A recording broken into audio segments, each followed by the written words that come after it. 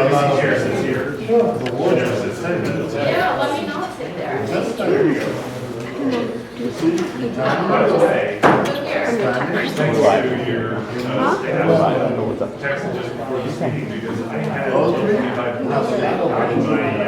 calendar. I was on my way to the wrong place. Oh, I'm so glad we got it in time. I don't know if it was a change or figure it out. the other one. No, I think we're still You really was good. Thank you. I'm slow, but I'm completely stupid.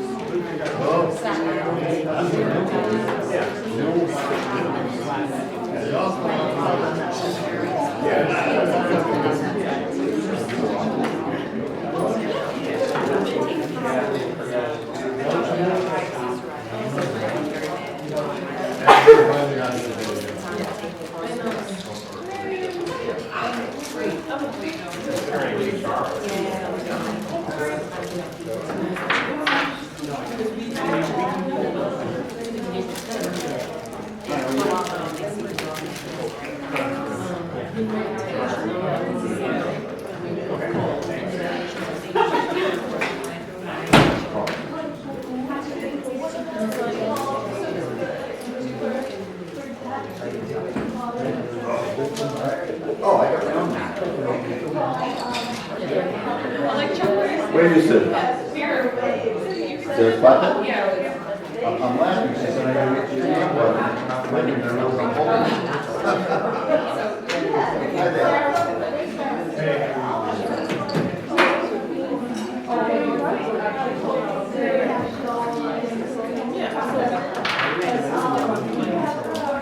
Yes.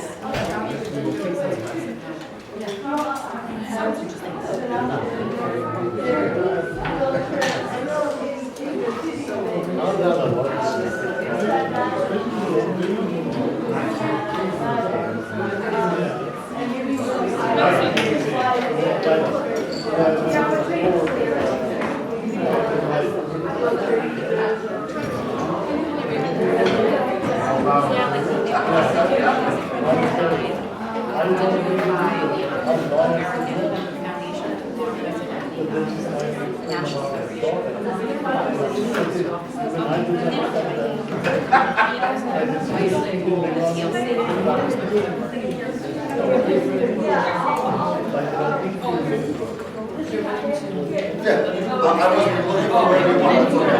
That's fine.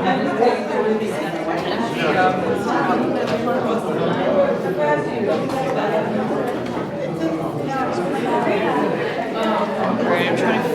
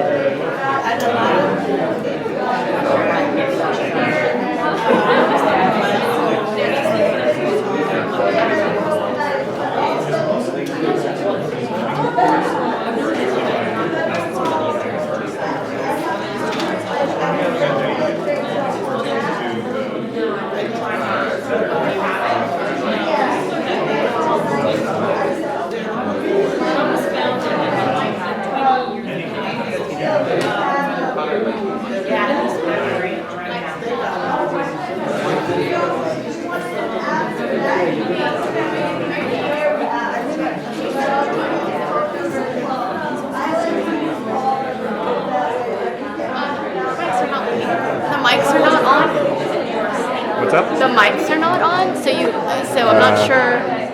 I don't know.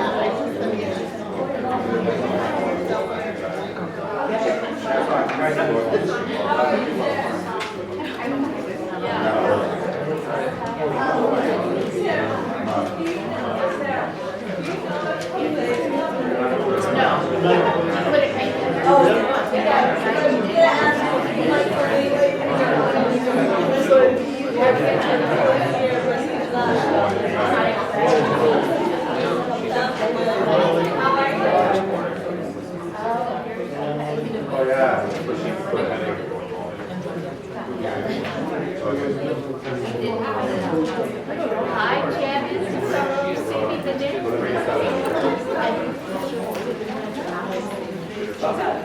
Yes, one thing, sorry.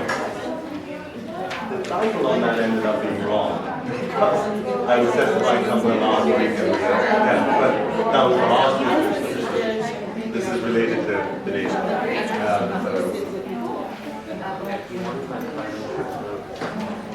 Sorry, just one thing. Something is wrong because it's people like everything else is.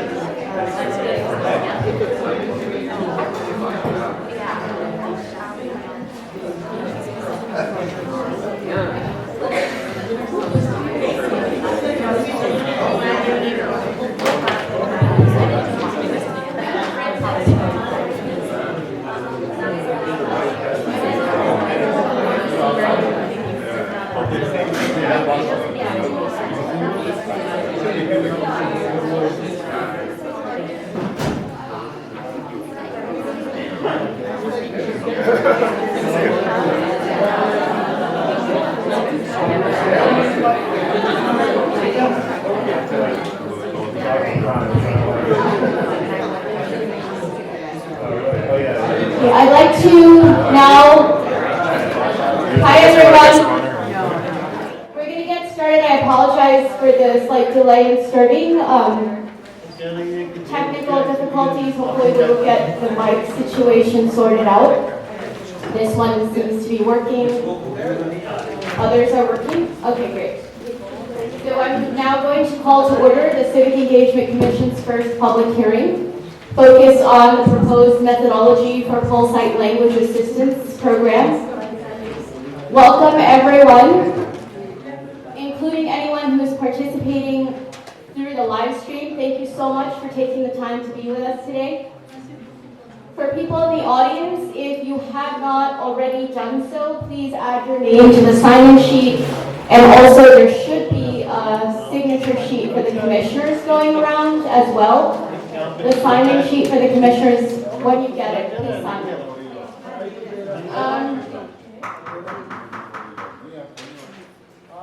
Members of the press who are in attendance, please connect with Daniel Abramson, who is the Director of Communication and Intergovernmental Affairs, the person in the back raising his hand. As I mentioned, we are being live streamed today as part of the open meeting guidelines. We also have live captioning and interpreters who will provide translation in Spanish, Urdu, Mandarin, Cantonese, French, and Haitian Creole today. If anyone would like interpretation and has not already received the device, please make this request at the check-in table outside the room. Also want to thank all the interpreters for being here. Are there any individuals who have not signed up to speak but would like to offer a comment up to 3 minutes long? Anyone who wants to testify can please sign up at the table until 6 p.m. Okay. As a reminder, the purpose of the hearing today is to hear from the public on the Civic Engagement Commission's proposed methodology for pole site language assistance. This methodology provides a strategy to determine the languages and pole sites to be served by this program. The Commission was required to make this proposed methodology public by January 1, to open a comment period that was at least 30 days long, and to hold a public hearing to consider the public's feedback and possible revisions to the methodology. The Commission's comment period is open until March 1st, and we welcome comments via email and through our online form that's posted on the Commission's website. All of the comments that we receive will be considered during the revision of this proposed methodology, and the final methodology will be published on April 1st and administered during the November 2020 general election. Before I ask the Civic Engagement Commissioners to briefly introduce themselves by name and affiliation, I wanted to acknowledge a few people who are here today, who are really key to getting us to this moment.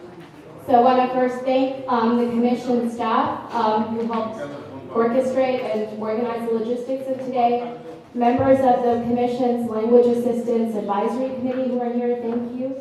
And even if you're not here, thank you. Key partners from the administration who have been very much a part of the thinking and analysis that informed this strategy. Kwame Akosa from the Law Department, who has been keeping us on course with the charter requirements. Peter Lobo, the Deputy Director of the Population Division in the Department of City Planning. Asher Ross, the Data Director of Mayor's Community Affairs Unit. Commissioner Bita Mustafi from the Mayor's Office of Immigrant Affairs, and Sabrina Fong, the Deputy Director of Research at the Mayor's Office of Immigrant Affairs. As you know, the Mayor's Office of Immigrant Affairs has been supporting language access throughout the city and helps to provide agencies with guidance and support so that we may better serve the linguistically diverse communities of New York City. Moya has been running a pole site pilot program for pole site interpretation throughout the city for 3 years now, and they will continue to provide language assistance through the upcoming special elections and the primary in March, April, and June. Beginning in November 2020, as required by the Charter, the Civic Engagement Commission will assume the operation of this pole site language assistance program.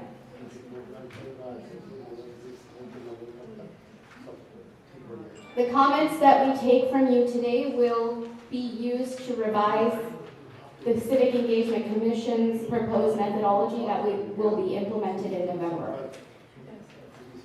So I'd like to now ask the commissioners to introduce themselves. I realize I did not introduce myself. My name is Sarah Said, and I'm the Chair and Executive Director of the New York City Civic Engagement Commission, and I'm going to go to my right. Hi, my name is Chuck Gillian, and I'm representing the great and diverse borough of Queens. Good afternoon, my name is Mark Diller, and I'm the designee from the borough of Manhattan. Hi everyone, Linda Lee with KCS Green Community Services, also in Queens. Hi, I'm Commissioner Holly Bonner, and I represent the borough of Staten Island. Hi, I'm Anastasia Somoza, and I'm Speaker Corey Johnson's appointee to the commission. Hi, I'm Eve Barron. I'm with the Pratt Institute, and I am the Brooklyn Borough President's appointee.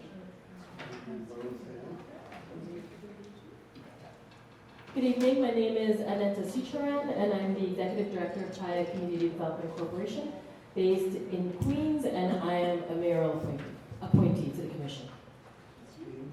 Good evening, I'm Donna Gill, from Central Harlem, still in Manhattan. And I'm the mayoral appointee as well. Hi, good evening. I'm Lillian Perez. I'm the Bronx Borough Commissioner. I'm also Vice President of Montefiore Health System in the Bronx and Northern Counties. Hey, good afternoon. My name is Murad Awada. I am a mayoral appointee from Brooklyn, and in my professional capacity, I am the Executive Vice President of Advocacy and Strategy at the New York Immigration Coalition. Okay, thank you so much to all the commissioners. Just as a reminder, if you walked in late and if you'd like to testify and have not previously signed up, please do sign up at the welcome table in the back. We will keep the sign-up period open until 6 p.m. So hopefully we will have you sign up and look forward to hearing from you. So as we prepare to open for the public's comments, I wanted to go over the program and how we'll be running today's hearing. As a first step, we will have a brief presentation and overview of the methodology by Gavin Cord, the Commission's advisor on language access and community boards. After that, we will go right into the comment period. And each commenter will have 3 minutes to offer their comments. We will be running a timer to help us stay on track. After the commenter finishes, the commissioners will have the opportunity to ask 2 to 3 clarifying questions. I will not go over 3 questions. These are only questions that you may ask of the person offering comments. We will not discuss the comments until all the comments are completed and have been received. If the commissioners do not have any questions, I may also turn to some of the staff who've been working on the proposed methodology to see if they have any questions to ask the commenters as well. Do any of the commissioners have any comments on the process I just explained? So I'm going to ask Gavin to begin the presentation, and you need the PowerPoint for that, is that correct? Just these two. Thank you.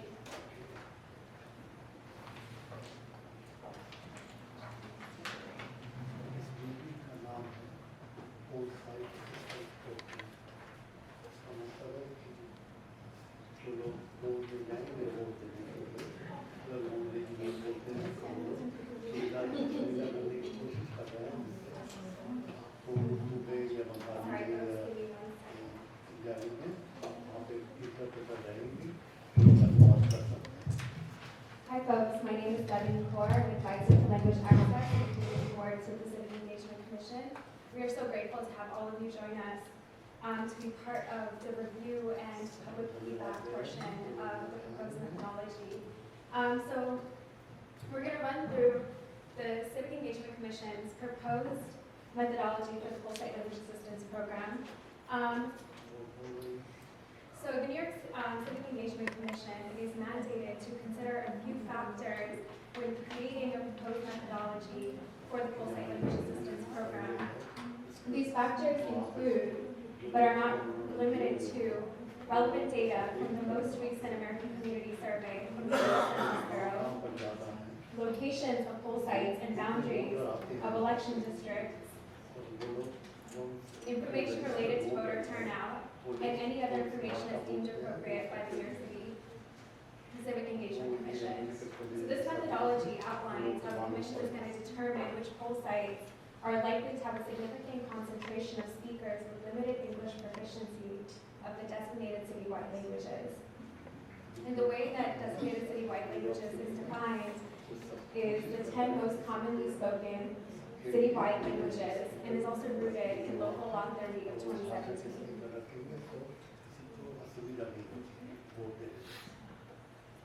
So the New York City charter also specifies, like I said, how to choose languages that will be considered program eligible languages. So the first step is we are mandated to prioritize designated citywide languages, which are spoken by nearly 85% of New Yorkers with limited English proficiency. And the 85% number comes from the 2018 American Community Survey. And the designated citywide languages are Spanish, Chinese, Russian, Haitian Creole, Korean, Bangla, Arabic, Polish, Urdu, and French. The Commission may also consider adding an additional language if the number of speakers with limited English proficiency of a given language is greater than the number of individuals who speak the lowest ranked citywide language. Right? So the first step is prioritizing designated citywide languages. The second is adding an additional one if the number of individuals who have limited English proficiency is greater than the number of individuals who speak the lowest ranked citywide language. We're going to come back to this, so don't get confused. It's okay. And the third thing that charter mandates that we consider is that we may not provide duplicative services. We may not provide language assistance in counties that the New York City Board of Elections already provides services in. So the data the CEC is using in the proposed methodology is the American Community Survey 2017 one-year estimates and the American Community Survey 2013 to 2017 five-year estimates. And let's define the American Community Survey. The American Community Survey is an annual census survey that gathers on social and economic characteristics of communities. I also want to note that the final methodology, which will be published April 1st, 2020, will only use the most recent five-year data that was not yet accessible at the time the proposed methodology was published. So let's go through a couple of different data sets to consider what we're gathering from the data sets. So the first one we're looking at is the U.S. Census Bureau 5-year American Community Survey. This is what we will be using for our final methodology. And we use the ACS 5-year data because it gives us information on citizenship, on what language folks speak, on English proficiency, on age, or the 18 plus. So it represents the universe of citizens of voting age with limited English proficiency. And the data information that we're missing from the ACS is whether those individuals are registered to vote. So we gather that information by overlaying the voter rolls from the New York City Board of Elections. And the two latter data sets are data sets that we were asked to consider as additional sets to validate the data. The reason we're not considering the New York City Department of Education Parent Survey is because it only gives us information on language which we already gathered from the ACS data, along with the NYC data, which again only gives us information on language and doesn't provide any additional information that we need for this methodology.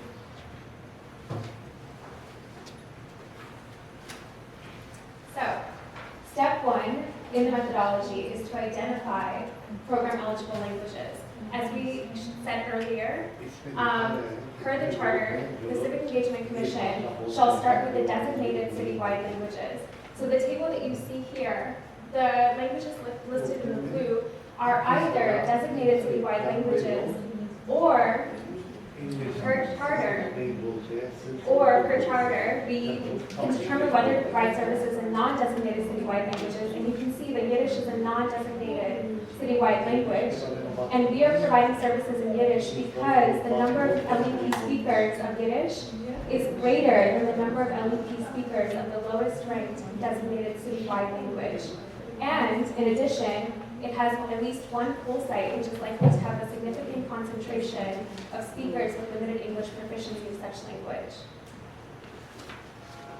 And the total number of LEP New Yorkers that you see on the right is the total number of New Yorkers with limited English proficiency that speak a program eligible language in counties that are eligible for services by the New York City Board of Elections. So you may be looking at Chinese and wondering why the number is so low, and that's because we exclude individuals that are receiving services in Queens, for example.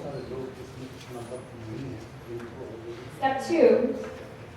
Oh, actually, just let me remind everyone what counties the Board of Elections provide services in which languages, which is also shared in the proposed methodology.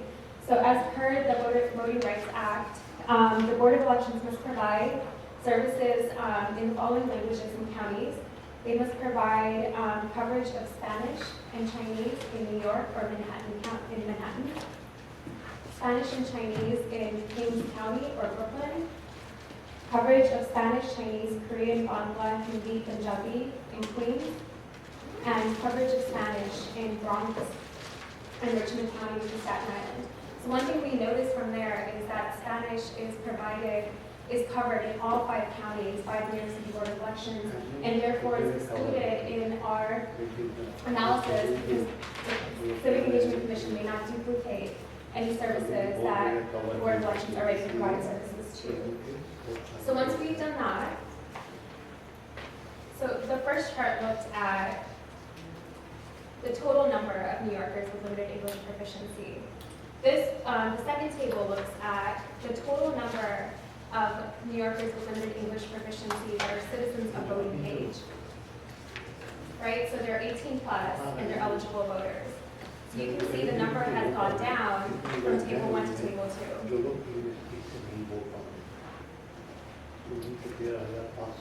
The next step in the methodology is to determine the total number of poll sites to be served for each of the eligible languages using the proportionality approach. And the reason for using the proportionality approach is to be consistent with the city's policy and practice to serve individuals in designated citywide languages. It is also to promote inclusivity. This approach allows us to provide services in more languages, and also it addresses the need and is an effective deployment of finite resources. So, in this hypothetical, we are sharing, so for example, if we are able to provide services at 100 sites, Russian has 89,600 limited speakers with limited English proficiency that are citizens of voting age. That total number, that number is, sorry, 1 second. So I'm trying to get used to the simultaneous interpretation as well. Because I understand it, so I'm like,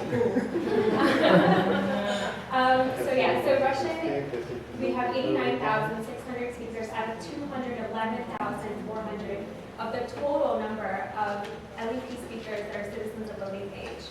So therefore, Russian makes up 42% of the total 100 and will be allocated 42 out of 100 sites. I'm sorry, can I just be like loud and clear for the caption? Absolutely, and honestly, it's great that I reviewed this again. So, because Russian has 42% of the total 100, it is allocated 42 sites out of 100 sites in this hypothetical. And again, this is like just to demonstrate how the proportionality approach would work per language. So going down, Haitian Creole, 29,200 out of the total 211,400 LET speakers that are citizens of voting age, making up 14%, therefore allocated 14 out of 100 sites. Step 4. So this actually is, I'm going to read through it, but be patient with me because we have visuals after as well. So for step 4, the first step in step 4 is to determine the citizen voting age, limited English proficient concentrations in the area surrounding all poll sites. So looking at poll sites and seeing where, for each program eligible language, where are the New Yorkers with limited English proficiency that are citizens of voting age. Then we rank order the poll sites from highest to lowest concentration for each language. So for Russian, we would go from the highest concentration and keep allocating down until we hit that 42 number, apologies. And then step 3, or C, is to select poll sites with the highest concentration for each language until the proportional allotment is met for that language. So pick the 42 sites, poll sites with the highest concentration for Russian, but what if the 42nd site does not have a significant concentration concentration of limited English proficient speakers that are eligible voters. In that case, if there are fewer poll sites with significant concentrations than allocated for a given language, consider allocating interpretation resources to a different language with greater need. So in that case, we may allocate that site to Urdu or Bangla or whatever site has the next highest concentration. And you can see how we overlaid the two data sets. So in this image, you can see this is Russian limited English proficiency at the census tract level. The little polygons that you see are approximately the size of a neighborhood. The deeper red is where the highest concentration of Russian speakers with limited English proficiency where eligible voters live. And then it goes to orange, and the lightest is yellow, which indicates the lowest concentration. We can see that the highest concentration is like Brighton Beach, southern Brooklyn. And after, we overlay that with whole site level data. So we're taking the tract level, the concentrations of individuals who are limited English proficient eligible voters, overlaying that with whole sites, to then rank order the top 42 highest concentration sites for Russian.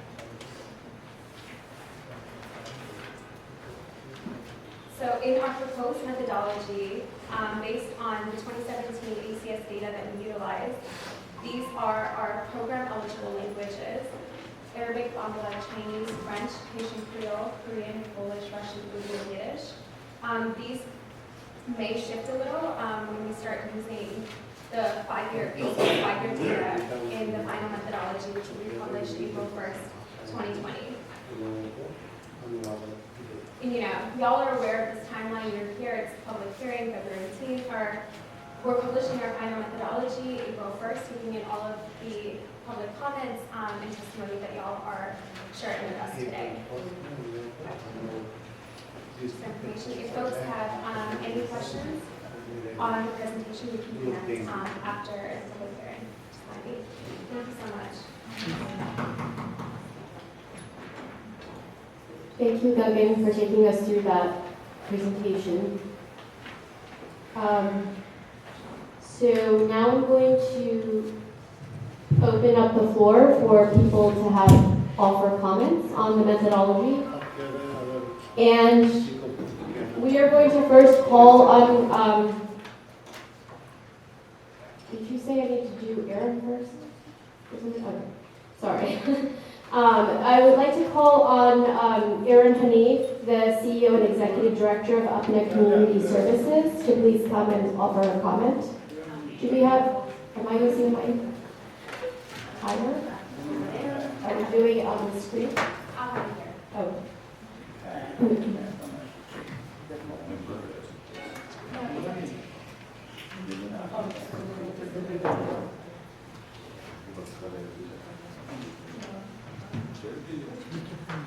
Just turn on the mic when you speak.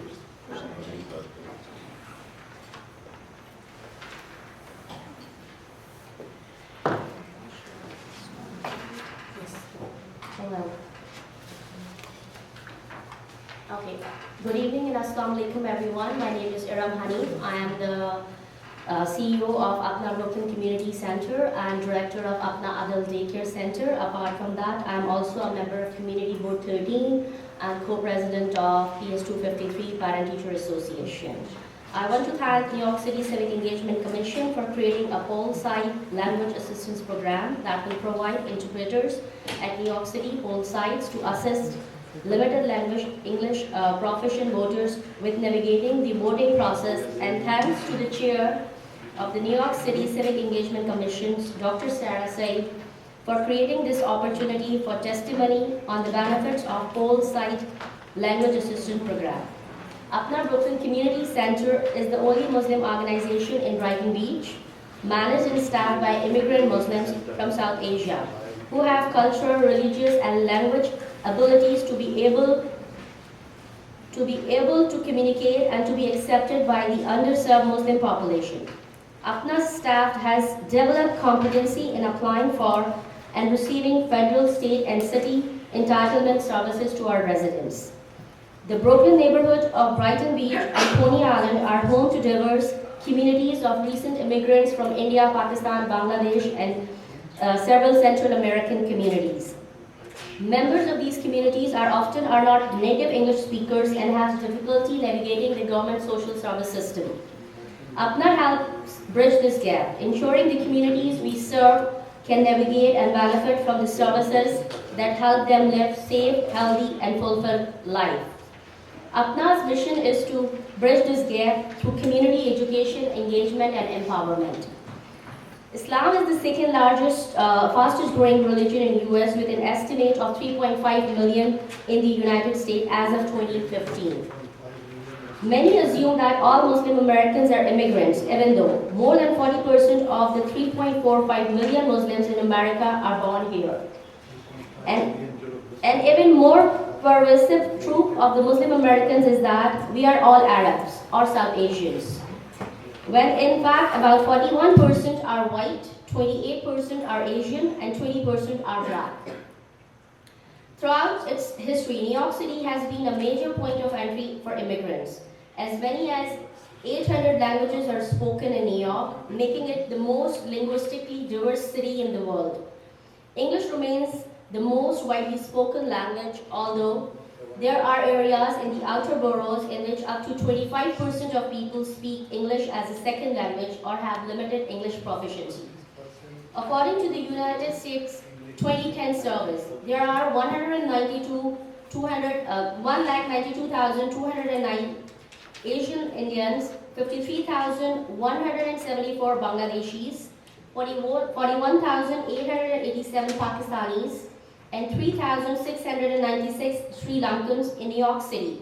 But it should also be noted that this is formed the hard to count communities. Having interpreters at poll site will help these LAP voters, especially the seniors, become part of the electoral process. Currently, the majority of LAP citizens will register to vote, but when faced with a ballot that they cannot read or even they cannot see because of the very small font size of the ballot paper, will fail to participate in the election.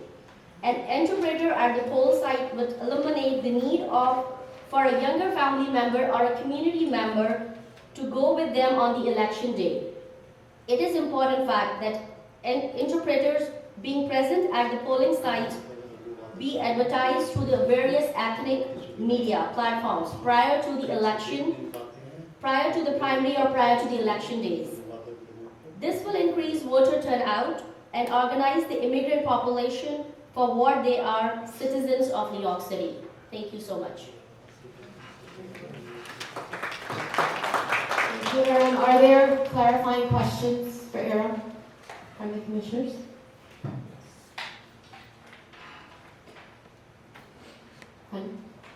Anyone else? Administration folks, any questions? Okay, thank you, Aram. The next person who will speak will be Nazia Zahir, who's a member of Apna Community Services.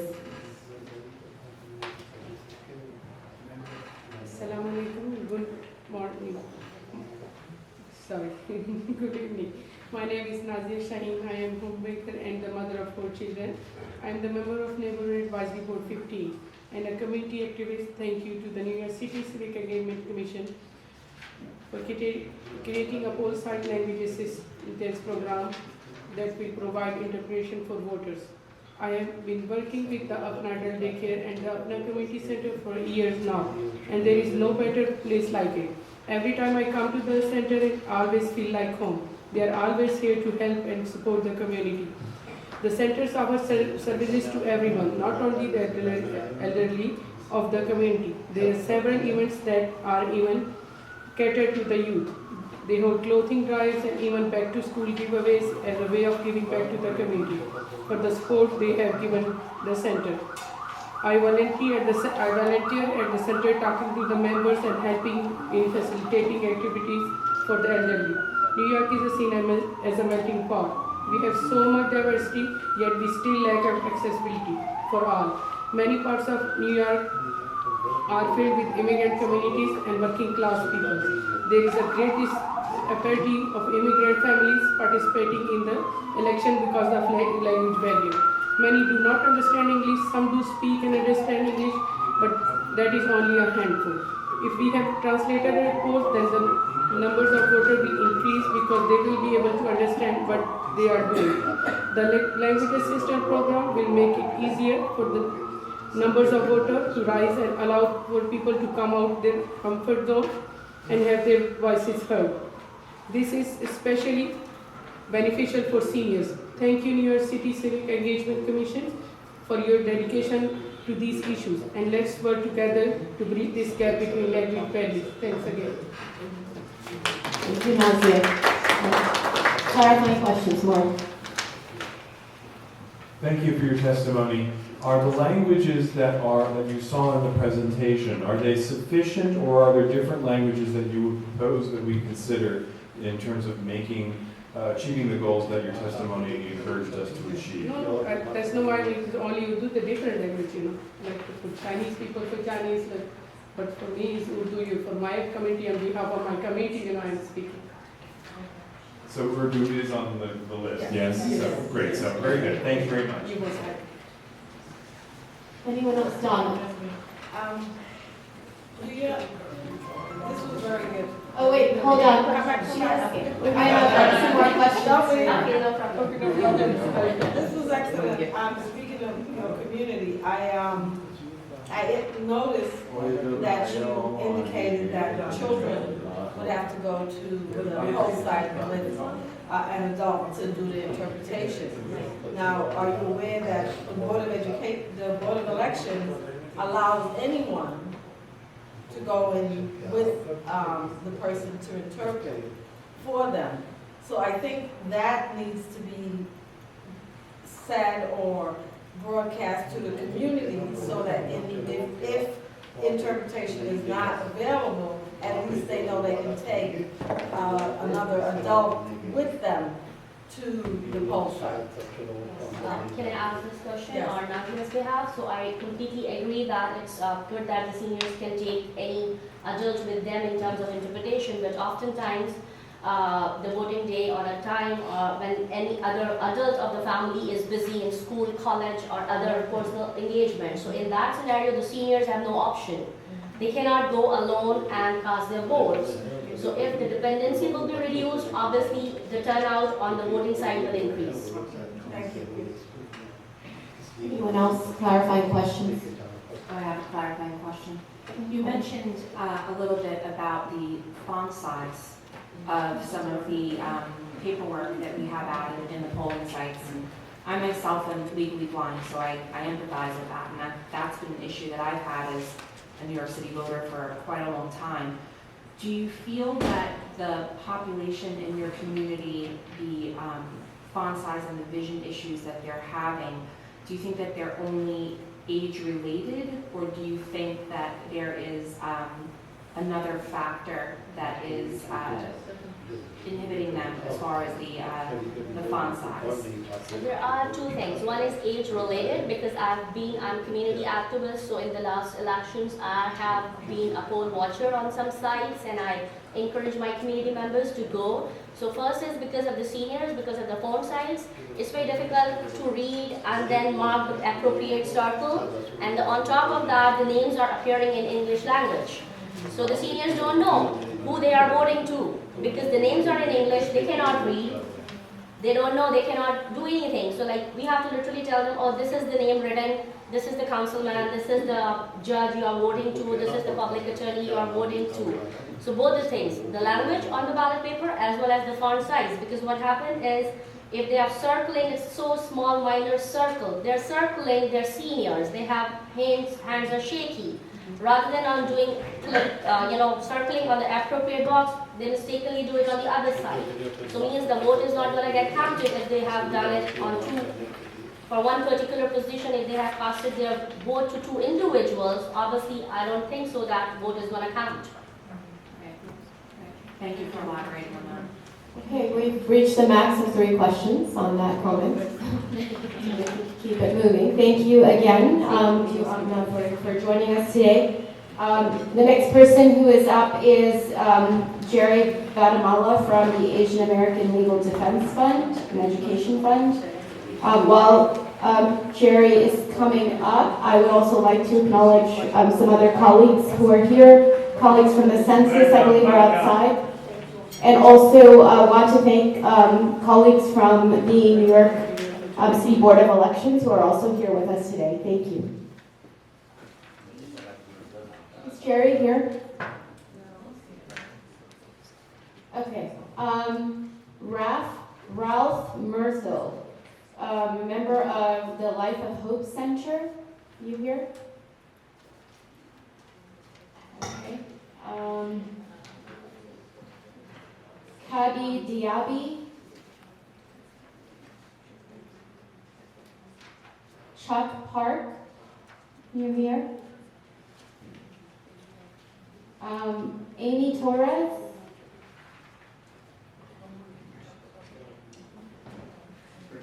Amy Torres from the Chinese American Planning Council.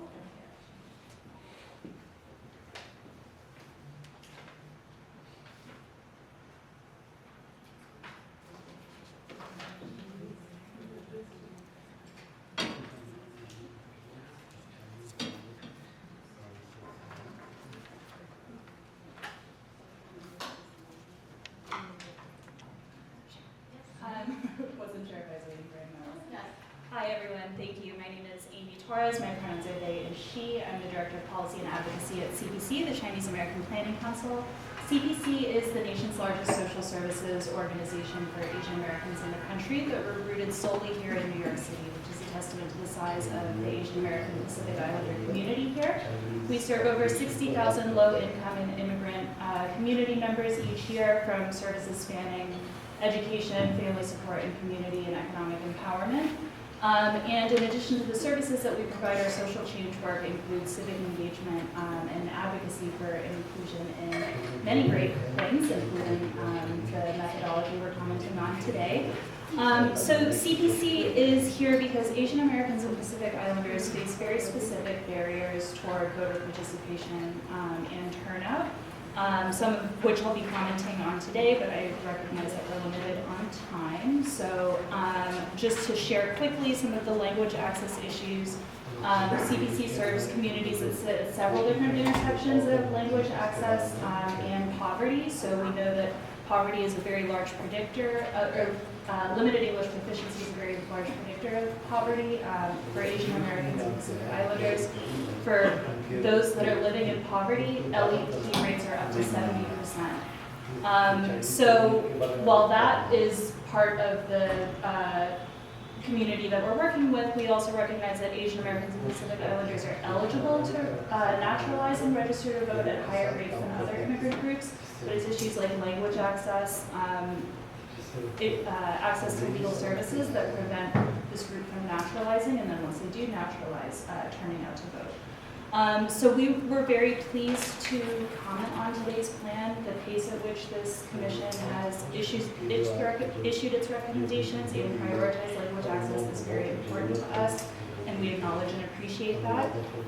We have 5 recommendations that we'd like to share. One is expanding the source data used to select programs eligible languages. 2 is to include non-citizens and New Yorkers who are age 15 plus.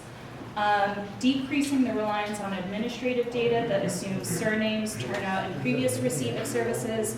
Re-examining the types of elections and coverage during early voting, and providing additional mechanisms for the public to comment on the language program at their site. And I will pass around my testimony because I know that's on this. So the source data, we were really pleased to see that ACS, American Community Service Survey data was used, but we know the publication schedule for those reports sometimes lags, and then I know a number of my colleagues are also testifying that when you factor in the city budget process, the time from implementation to the publication of the actual collection of the ACS data can be quite long. We were a strong advocate for the city's data disaggregation plan. So intros 251A and 551A mandate that all city agencies report on language access and ethnic subgroups. We would really like to see this Commission consider that data as part of their expansion of language programs. Those laws also require annual reporting of the data. So even though it's voluntarily submitted, it is much more updated and can enhance and fill in some of the gaps that may be left in the ACS data. We also recommend a decrease on the reliance of surnames, turnout, and previous receipt of services. For reasons outlined in our testimony, we know it's often language access that prevents and hinders the turnout. So we'd like to actually see in these initial years an over-investment in the services because there may be untapped turnout potential that we're not seeing because of the limited English proficiency rates within our communities. And we'd also recommend against the reliance on surnames. Many members of the API community, they're, particularly from the Philippines, Indonesia, Sri Lanka, there are families who have, legacies of colonization. My own last name is Torres. I'm Filipinx, and, I would not show up, well, I'm Native English, so but there are many communities who will be flattened or rendered invisible by this over-reliance on surnames. We'd also like to see a re-examination of the types of election and the coverage during early voting. So we're very pleased to see that coverage is included on that final day of the final weekend of the early voting period. We would like to see all 4 days of the early voting weekends included. And because it is the inaugural, because this is looking at turnout from the inaugural year of early voting in a period that was only at one citywide race, we question whether that's the best way to anticipate potential turnout, especially in 2020 and 2021. So we'd like to see that coverage expanded to all 4 days. We recognize that there are budget constraints. And we'd also like to see more than just citywide races covered as well. So state and federal, primary and general elections as well. And then lastly, we're again so pleased the pace at which this commission has come together and prioritized language access. We would like to see additional ways for the public to comment on the eventual final implementation or request language access at their poll sites for future cycles as well. It's wonderful to see so many people in the room, so many friendly faces in the audience, but we would love to continue to contribute toward the success of this plan. Thank you. Thank you, Amy. Any clarifying questions for Amy from the commissioners? No. Thank you, Amy. I had a question about your recommendation to include non-citizens and New Yorkers of age 15 plus. Can you just speak a little bit more about that and what you're Sure. So under the current proposal, it's using the ACS data that was recently published, and because of that lag period that we mentioned in our testimony, there are going to be a lot of people who naturalize in that period of time, but also because of new changes like at the state level, the changes to pre-register 16 and 17-year-olds. If we're solely relying on ACS data, we'd like to see those 15-year-olds included, because if they're then pre-registered at age 16 and 17, by the point of implementation, they'll potentially be of voting age. So we'd like to see an acknowledgement of what that lag looks like, and by including the non-citizen population, you also acknowledge that there are going to be people who become eligible over time to naturalize. We, anecdotally, because of issues like public charge, the increase of ICE enforcement, and this general fear that is pervasive in our community, we've seen a huge amount of requests for naturalization services and naturalization application support. So we know that people are considering naturalization at higher rates than they were before. I can't quantify that in our testimony, but we'd like to see a way for the Commission to acknowledge that whatever the data set that you're looking at, there are going to be people year after year who are eligible.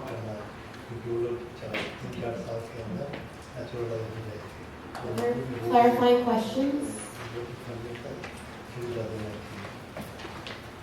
Anyone else from the administration questions for Amy? Thank you, Amy. Thank you. The next person I'd like to invite up is Ayong Kim from the Asian American Federation.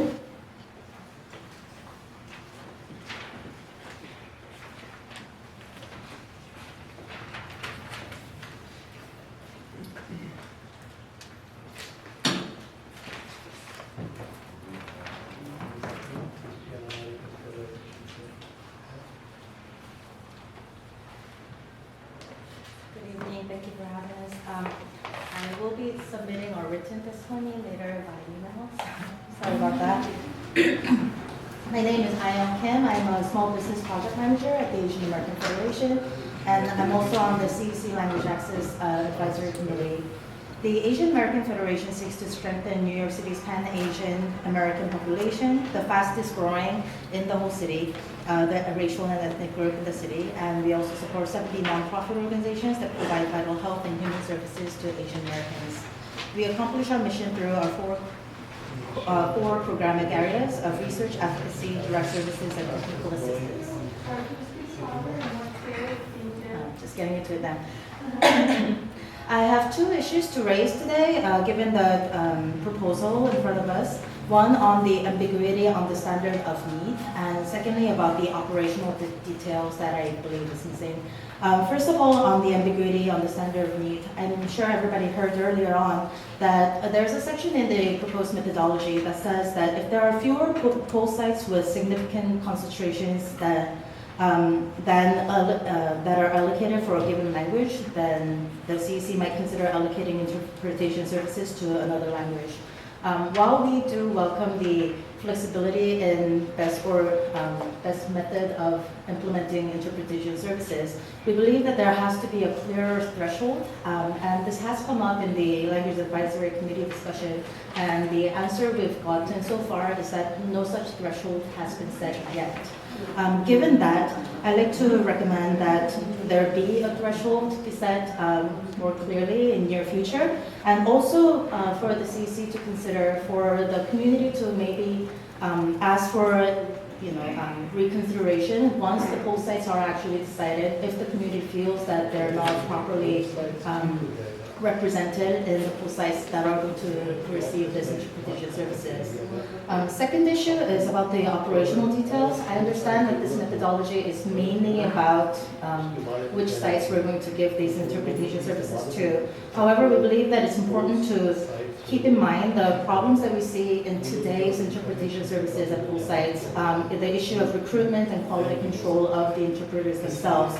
We would like to see a lot more detail in terms of how the recruitment is going to be held and what kind of education these interpreters are going to be receiving, and what kind of quality control is going to be done.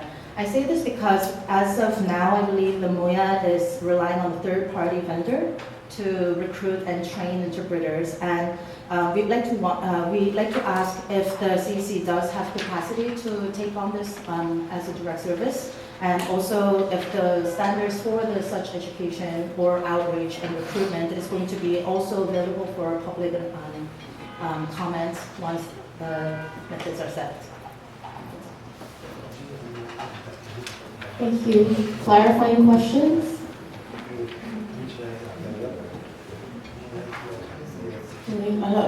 Hi. I have a question. What are your specific complaints with the third-party vendors?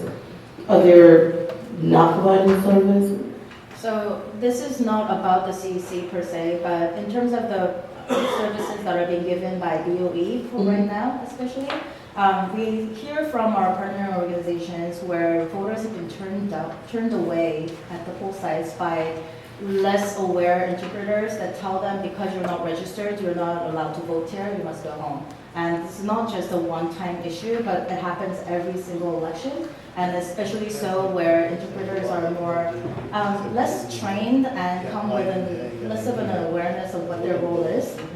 They often seem to interject in terms of what role they have or what authority they can actually say anything to the voters with. And so we'd like to see a better form of education and outreach. Thank you. Any other questions?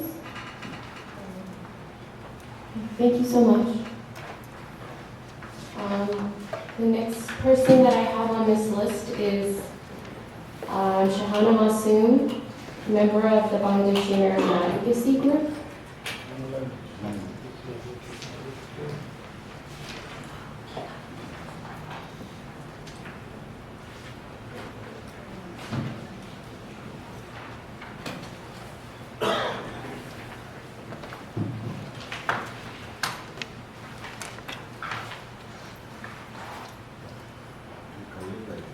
Good afternoon, everyone.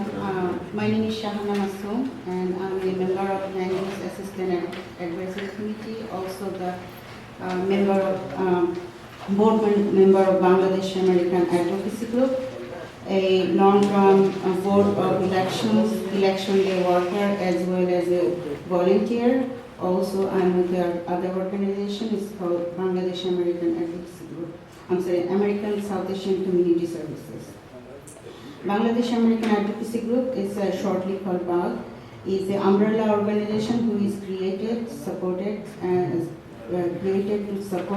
sponsor initiatives and programs to the help Bangladeshi living in the state of New York. BAG is a civic engagement organization, and we engage in multilingual events, seminar programs, city services that will assist monolingual and bilingual people of Bangladeshi origin. Bangladesh American Advocacy Group is committed to working with the government agencies, community-based organization, and elected officials to better the life of Bangladeshi American community since 2011. Bangladesh American Advocacy Group was founded to give Bangladeshi immigrants a voice to the community and encourage people to demand equal political right to raise their quality of life. And Bangladeshi Advocacy Group is the voice, giving voice to the voiceless one from Bangladesh. Especially is Bengali speaking population. And Bangladesh Advocacy Group, we are in 5 boroughs, including Patterson in New Jersey and Delaware. And our vibrant community, which is Bangladeshi speaking population, is in Bronx, Queens, Brooklyn, Staten Island, and Manhattan. And mostly we are immigrant community, and we need to have a huge number access of the language assistance program. And there is, we are thankful to the Board of Election that we had only few polling sites, they have translator assistance for the language assistance, but this is not enough. This is very lack of the population we have, and citizen is all over the city and the states. So it is very important for with Bangladeshi American who speak Bengali. So I'm going to keep saying the Bengali speaking population. So Bengali speaking population is rising all over the city and the state. So that ratio, we don't have the language access in the voting pool. And there is the number of the people, they are with the challenges with their language and the language barrier. Most of the time they don't go to vote because they feel very embarrassed. Because when they go to the polling site, I'm just giving one, they feel very embarrassed the way they sometimes treat. Like myself, when the first time I went to vote, the person was assisting me, the poll worker was talking to me like I'm stupid and dumb. And that's the one just made me like I'm not citizen yet.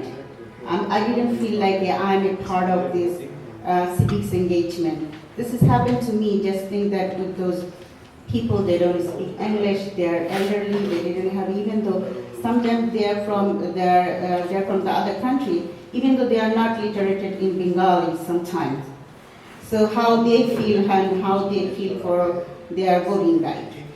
So lack of Bangla assistant program or Bangla assistant or translator what we can see that people, when they come to it's a large number of the people, they are not voters because they don't feel like they are part of the voting process or voting access to go to vote because, but if we have this language access program, I'm just giving you the little ratio, like couple of years ago, 6-7 years ago, when we were demanding for having language assistant program to BOE, and there is some translator like in Brooklyn, few places, and Queens, few places. You can go and check that there is a large number of voter numbers increase in Bengali community, Bengali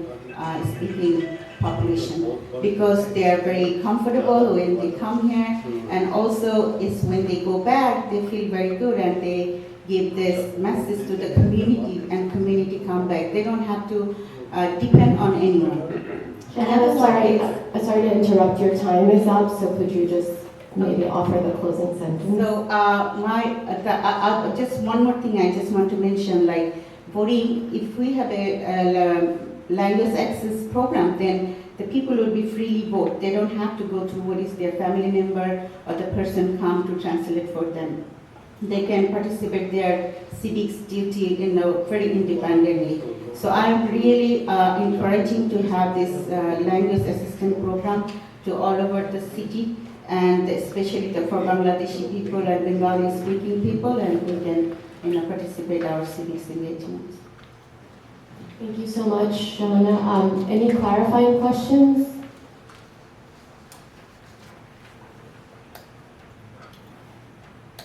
Good.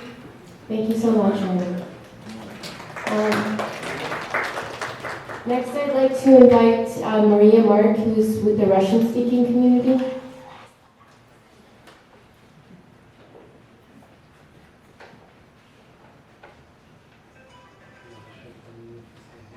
Thank you so much. My name is Maria Mark. I'm with the Russian-speaking community. I do work for the city, but I'm here as a private individual, and so the opinions are my own. The Pulse Site Language Assistance Program has been a very important addition in helping New Yorkers for the last few years, and I've been very happy to watch the service grow and help more and more voters every year. During the Board of Elections, or due to the Board of Elections' inability to provide some of the languages that we're discussing today, it's wonderful that the city has stepped in and fought not only to get the translators to the sites, but also to get them into the buildings. During the last election, under the direction of the Mayor's Office of Immigrant Affairs, and I know that the Commissioner was here earlier, there were 100 poll sites in the city, which covered Brooklyn, Queens, and Staten Island. Of those 100 sites, 70 of them provided language access to the Russian-speaking community, and additionally there were sites that provided language to Haitian Creole, Yiddish, Polish, and Italian. There were about 2 to 3 translators at each of these locations. Some translators were positioned in the poll sites right in front of the door, and they were clearly visible. Other sites had translators in convoluted locations with signs leading to voters through a maze before they can find anyone that can assist them at the polls. In a few big sites, there were volunteers, including myself and some of the other people from agencies, who were giving out flyers to let voters know that there were additional translation services throughout the 3 boroughs, including at those particular sites. There were some sites that were completely underutilized because voters did not know that the translation services were available to them, and I believe that one of the main things is that those voters should be informed ahead of time. That can be done through mailers in specific locations that we have those poll site interpreters at. That may be a very important way so that people actually know, and then they go out to be able to use those services. And the truth is that if you have 50 poll sites or 100 or 200 poll sites, it doesn't really matter if people are using them. So you could have 5 poll sites that everybody uses, and that could be better than having 200 that no one uses. So getting that information out is very crucial. I do agree with the proposed methodology, including the additional languages that will be covered, and believe that the way that you're planning to do it is very important. And as someone previously stated today, having that threshold is very important to be able to know where that cutoff is. So if there's a threshold for potentially somewhere between 20 to 30 eligible voters that would fall within the guidelines to get those languages, that may be a good number. I mean, you could do a little bit more. I mean, having 5 potential voters may not be cost effective if you are running on a budget, but having somewhere between 20 and 30 may be a little bit more reasonable.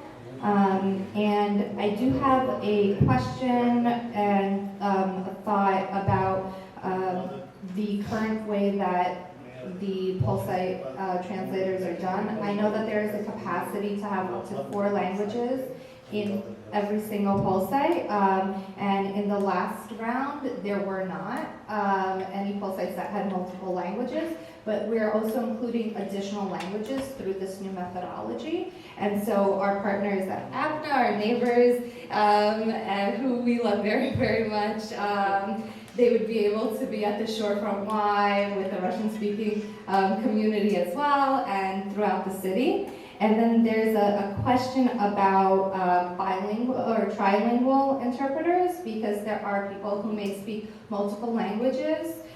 So for example, if someone in Borough Park can speak both in Yiddish and in Russian, that can be an additional, that could be one individual who would be assisting in 2 different communities.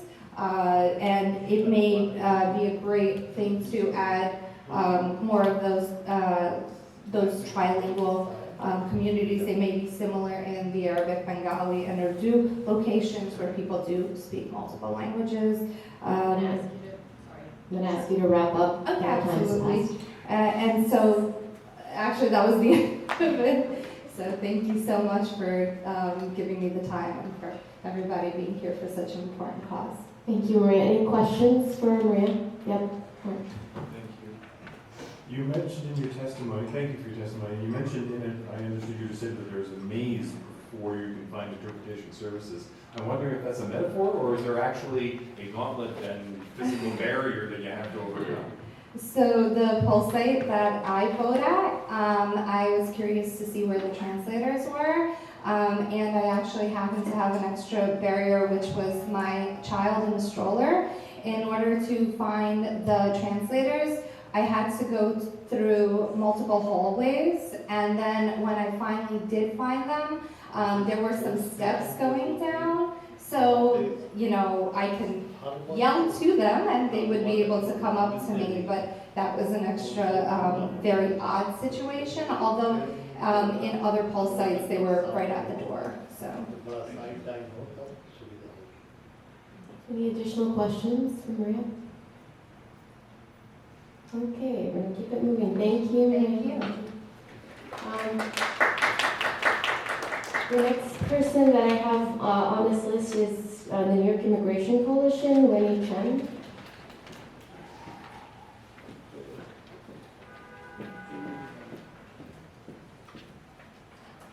Hello, hi, good afternoon.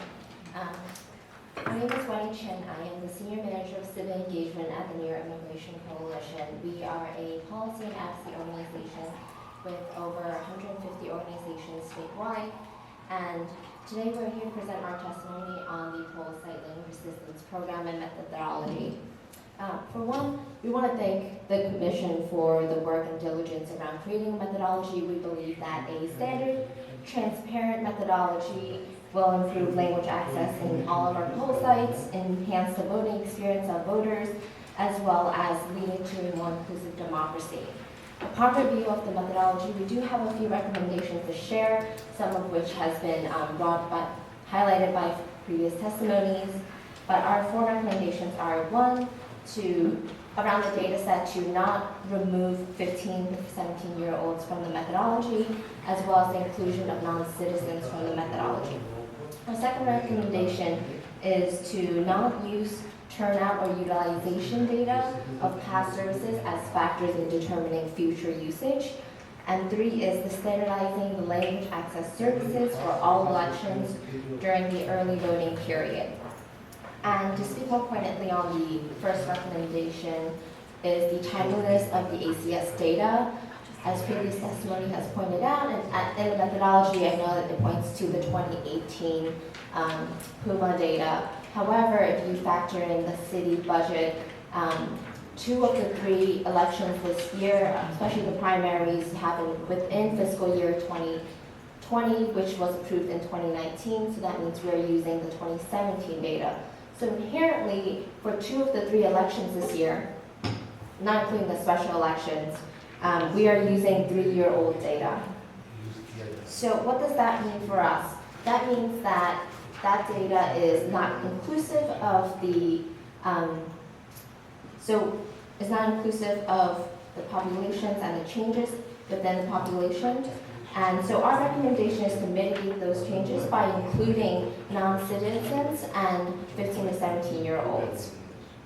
Particularly, every year about 86,000 residents of New York State become naturalized citizens, and the numbers for 15 to 17-year-olds become 18-year-olds and entering the electorate is about the same number.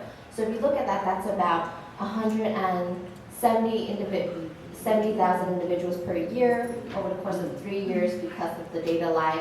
Then you're looking at close to 500,000 voters that's not included in the current methodology. So we encourage to include those 2 populations, but also to speak more pointedly, as we're in the thick of the census conversation, we know that the Census Bureau and their many of their operations historically undercount communities of color, and particularly communities that are would benefit the most from language services.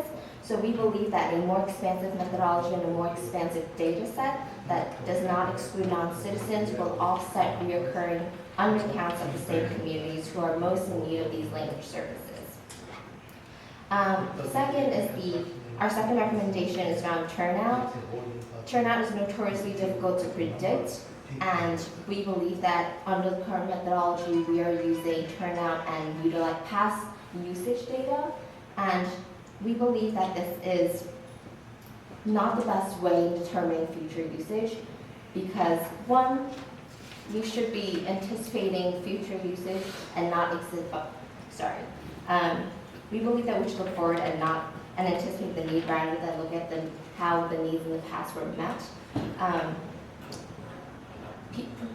Quite frankly, people previously have not been using these services because they were not well advertised, they were not well serviced, and poor promotion of the services altogether has caused a lack of utilization.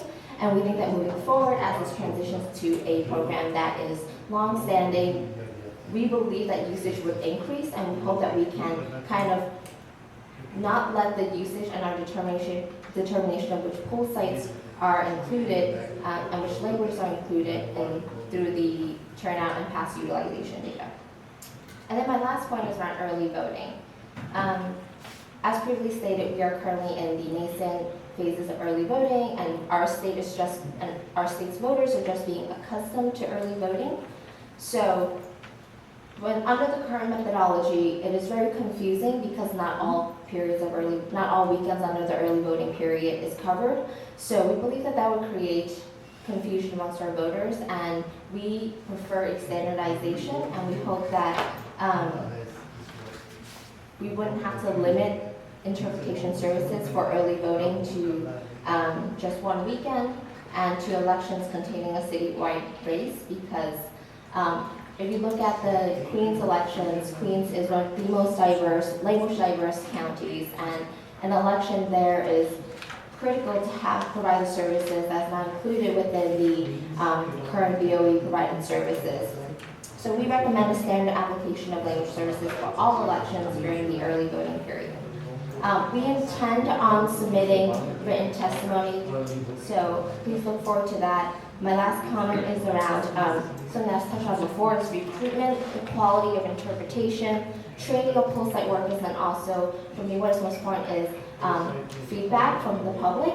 We hope that in the future methodology or proposed methodology, these things can be considered and can be spelled out in a process that is coherent for our voters. Thank you. Thank you. Any clarifying questions?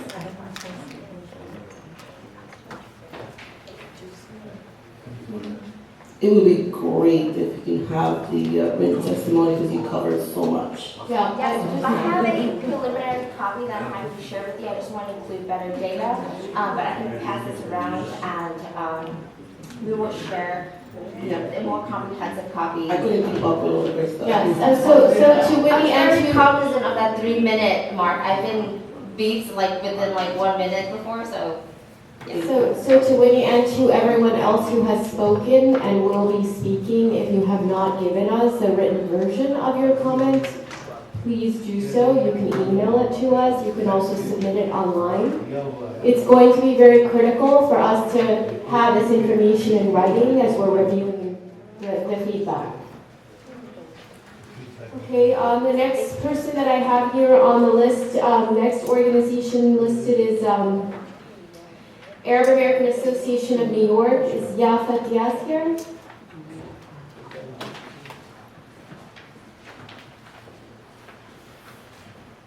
Hello, my name is Thomas Dover, and I'll be speaking instead of Ms. Diaz. I want to start by thanking the Civic Engagement Commission for the work that it's doing here and the work that this project aims to accomplish. In the Arab American community, undervoting because of a lack of translation at poll sites is a critical error. And as our community tries to play a bigger part in civic life here in New York, the work that this commission is doing is going to be incredibly important. A large proportion of the work that AAA-NY does is helping recent immigrants from the Arab world gain their citizenship and gain the right to vote. And there's a little bit of an irony in people investing as much time, effort, and emotional labor in gaining their citizenship, only to be unable to vote at the polling sites because of inadequate poll site translation. So this is incredibly important work, and we're very grateful that it is being done. We only have a limited amount of new information to add. We really just want to reinforce a number of the points that have been made by previous speakers, particularly the points brought up by the New York Immigration Commission. Essentially, it is a situation where we agreed with their key recommendations, namely not removing 15 to 17-year-olds from methodology, as well as not removing non-citizens on the basis that, for exactly as stated before, these two populations not only are going to either be recent voters or contribute significantly to the proportions in these communities that do require assistance. And as a result of that, we think it is important to consider them in determining locations for polling sites. Additionally, standing by the recommendations to eliminate turnout and utilization of past services as factors to be considered, and applying a standard application of language services for all elections during early voting. That is one that is particularly of note. We're thrilled about the new accommodations that have been put in to allow for early voting in New York, but especially as it's a concept that for a lot of recent immigrants can be somewhat difficult to fully understand and grasp, making sure that there are translation services available at those early voting sites to make the process more accessible and more open to and all immigrant communities is incredibly important. Beyond that, we only have, as I said, extremely limited new information to add. Essentially, we just wanted to thank the Commission for the work that you're doing, and to say that as long as certain accommodations are made, as has been pointed out by other speakers, we're really looking forward to working with the Commission and opening up these elections in the coming months to thousands of new Yorkers.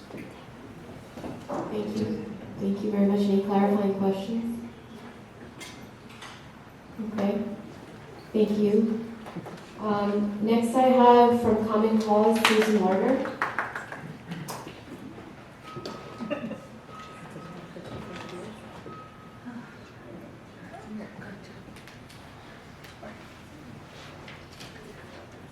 Thank you very much. I'm Susan Lerner. I'm the Executive Director of Common Cause in New York. Common Cause is a 50-year-old organization that works to improve and make our democracy more effective and inclusive. We have a presence in 36 states, and the New York chapter is one of our most active. I'm delighted to be here today, and I want to thank you for tackling what is frankly a very challenging task. Common Cause New York has been a strong supporter of the expansion of translation services over the last several years, and we've worked with Moya to help develop some of the trainings and work directly with translators. And we also spent significant time on election day going around to the polling places to which translators were assigned, tremendously frustrated with the way in which the Board of Elections at that time kept the translators at a distance. And I know there's been some testimony about the frustrations of trying to find the translators, and that was wholly due to the intransigence of the New York City Board. So we were delighted to see that as part of the Civic Engagement Commission's founding, that you were tasked with developing the translation service, because that made it clear to the New York City Board of Elections that they had to accept translators in more than just the Voting Rights Act required languages. So I would like to echo and second the recommendations of our colleagues in the New American community. We rely on our colleagues in the Arab American Association, the New York Immigration Coalition, and the Chinese American Council, among others, for recommendations regarding the metrics which you should use to try and identify the languages. But I would like to make some additional suggestions. First, we have been strong supporters and I think successful advocates for the adoption of early voting here in New York State. And so I am concerned that you are shorting early voting in your thinking because of the limited experience in last November. We knew last November was going to be a low turnout election. That's why we had early voting start during that time period, so the kinks could be worked out without a large influx of voters. 2020 and 2021, we believe, is going to be very different. And our experience in other states shows that, as has previously been testified, the highest use of early voting does tend to be on the weekends. So we have 2 weekends, and I would urge you to seriously consider having translation services on both of those weekends, because as more people are familiar with early voting, and early voting was very successful this past November, so word of mouth is good. More people are going to take advantage of it, and it's absolutely predictable that the spikes will be on the weekends, and if you have the resources, to consider some extra help on the weeknights. There will be 2 weeknights, because that is when we see the most turnout for early voting. The second thing is that I would like to urge you to be completely transparent in your calculations. As our math teachers would tell us, show your work. One of the things that ended up being an irritant with Moya's program is that we didn't understand how they chose, which languages they chose, and which particular poll sites. So after you've concluded with your methodology and made the adjustments that have been suggested here, I would suggest to you that the final step is, after you have applied that methodology to the data, release your calculations. It's just better for the public to see why you made the choices you made, and yes, there will be some people who will pull out their calculators and redo your calculations. That's a good thing. The other thing that I would suggest to you is, because we are going to have such expected large turnout both in 2020 and 2021, that you seriously consider an adjustment to your program between the 2020 election year and the 2021 election year. Use 2020 as a pilot, anticipating an equally large turnout for the city elections, because this is a city program. And I would suggest, do not wait until September 2022. The calendar and the census calendar are against you. Unfortunately, when it comes to adjustments for the June 2021 primary, I don't know that you'll be able to factor in new census data, but I think you should take a look after the presidential cycle. How has the program worked, and make adjustments? so that when you're going into the city program, you feel that you have strengthened and improved the program. And then I would also ask, please, have a similar hearing to this one as you are developing your training program. As somebody who participated with Moya in developing the training and in actually training the trainers, there is a tremendous wealth of knowledge in this room and in our communities. And I think that the training program would definitely benefit from the experience of organizations that are here, those of us who have worked with voters over the years in different communities, to be sure that the training hits all of the things, the little peculiarities that we have experienced ourselves in trying to help voters. I think your training program will be stronger. I think your charge will have been obeyed, and I think the transparency is always welcome by the public. So we at Common Cause look forward to working with you on this program, and I know that, as has been mentioned, the actual recruitment of translators is tremendously challenging.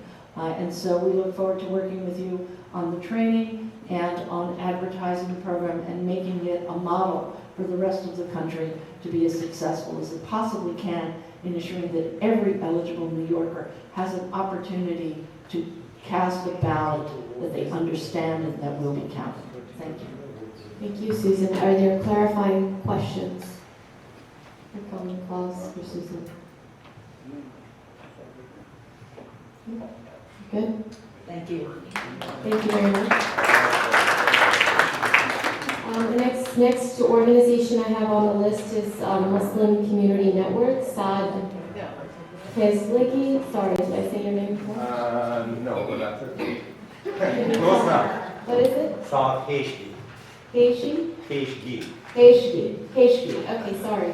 Well, hi everyone. Heshki. All right. I'd like to start with the unusual request of could you please hand me back all your testimonies, because I will send one to Gagan tomorrow, which will be perfect. I have half an hour to make this up, so I would much rather present my best foot forward tomorrow, if you don't mind. Yes, I will send it back tomorrow, however. So, to start, good afternoon. My name is Saad Keshki, and I deliver this testimony on behalf of the Muslim Community Network, a civil society-based nonprofit which is involved in religious diversity training. We do interfaith work, and my job is to be the civic advocacy coordinator, and I'm also the lead on the partnership with the Office of Hate Crime Prevention, where we are tracking hate crimes against Muslims. Now, however, today's conversation is about languages. Yes. The reality of language translations at polling sites cannot be stressed enough. If there's a true interest in seeing the community exercise in seeing the immigrant community exercise their civic right to vote. When considering the mobility that New York City offers with its extensive transport system network, it would also be logical to assume that many individuals will be exposed to information in locations other than their own neighborhoods. Therefore, and some of this information could be through pop-up polling sites, disseminating information for people where they can go to vote or where they should go to vote. And however, that would also mean that all these pop-up sites would have to have culturally appropriate language and literature, as well as appropriate language resources to be deployed at every polling site where people of various languages speak, which does happen, but I've heard in the past from other people who are far more active in political organizations that there have been issues. And that's not any one person's fault, but I guess there is a lack of understanding between the language required and who shows up. There's another factor that ties directly to language access, and that is outreach prior to elections. It is the responsibility of the political and government bodies to ensure that people are made aware of what elections are happening and to elaborate upon the importance of the vote. Having done some canvass in the 2018 state elections myself, my experience makes me confident in stating that there were considerable gaps in outreach with immigrant communities, in both awareness of the election themselves, as well as their essential role in voting. While there's a larger debate to be had on whether ESL and civic awareness should be made part of the immigration process, As of now, the city needs to put resources into providing ESL courses in all immigrant enclaves, as well as this will not only improve integration, but will also create a greater feeling of connectivity between communities and government systems. As of now, the best way to offer such connectivity will be by ensuring that both language access and outreach occur in tandem. MCN is already using such standards as we are conducting our hate crime surveys and advertising for the surveys through outreach, as well as flyers and surveys that are language appropriate to the communities we are working with.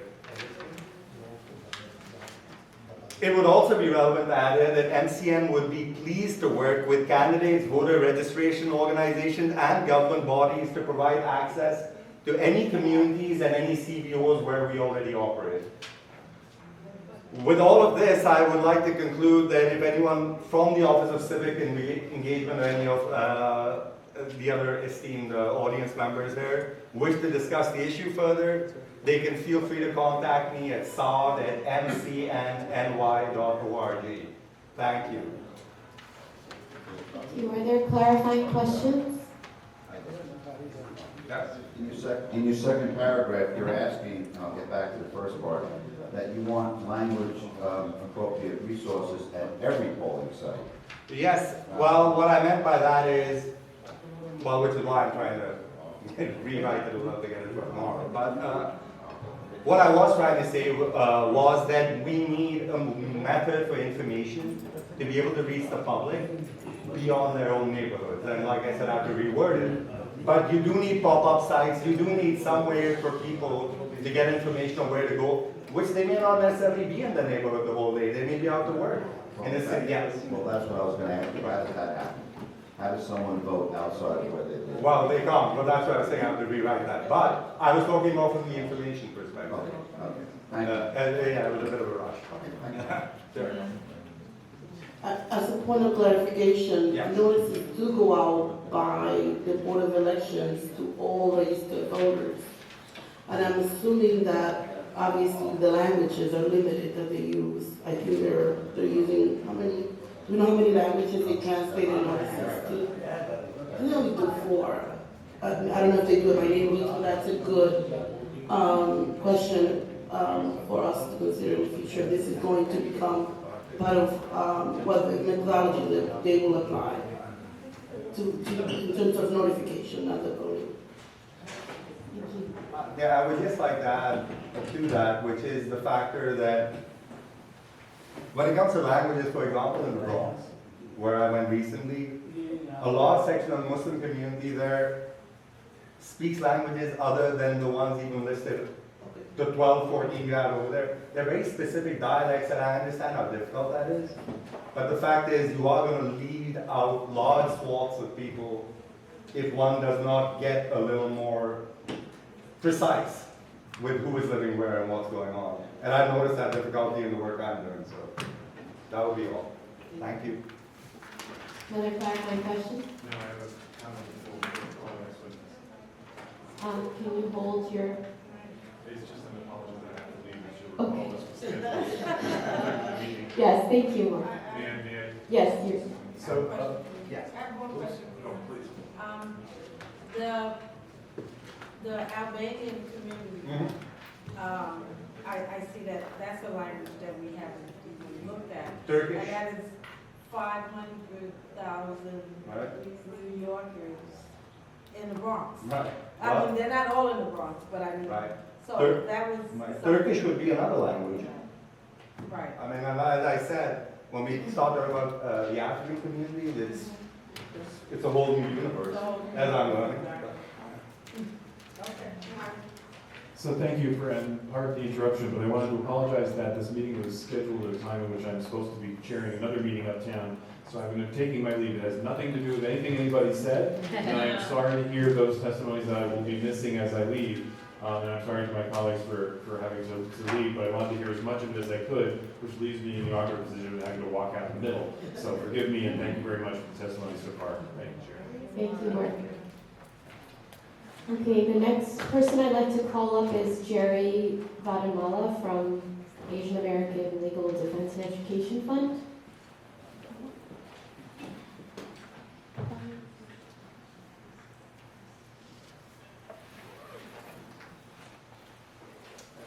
Good evening. My name is Jerry Vadamala. I'm the director of the Democracy Program at the Asian American Legal Defense and Education Fund, ALDEF. ALDEF was founded in 1974 right here in New York City. We are a national civil rights organization. We are a racial justice organization.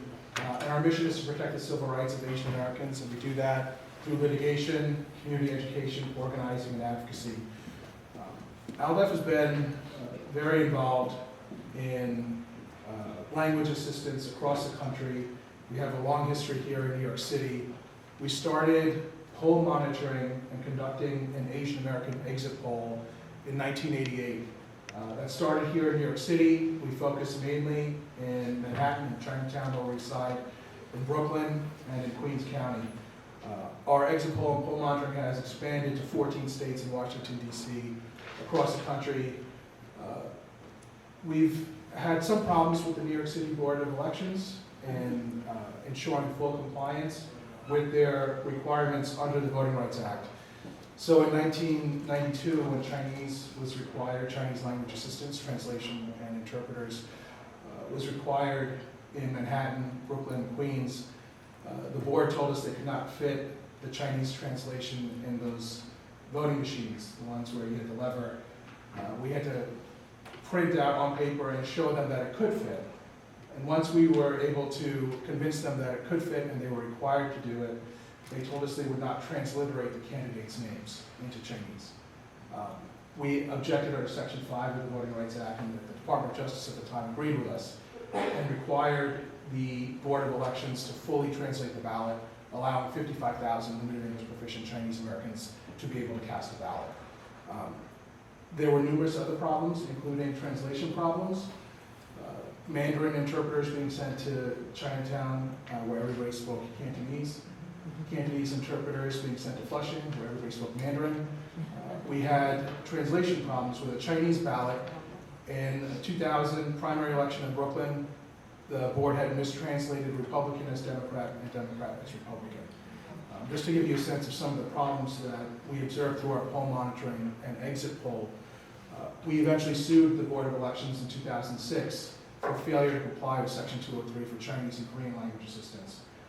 And the board settled the case with us, and we have an MOU, Memorandum of Understanding with them, which includes a targeting methodology. And I'm happy to share that with this committee or commission, in that we do feel that it is a comprehensive targeting methodology that captures the correct number of poll sites where there is a need.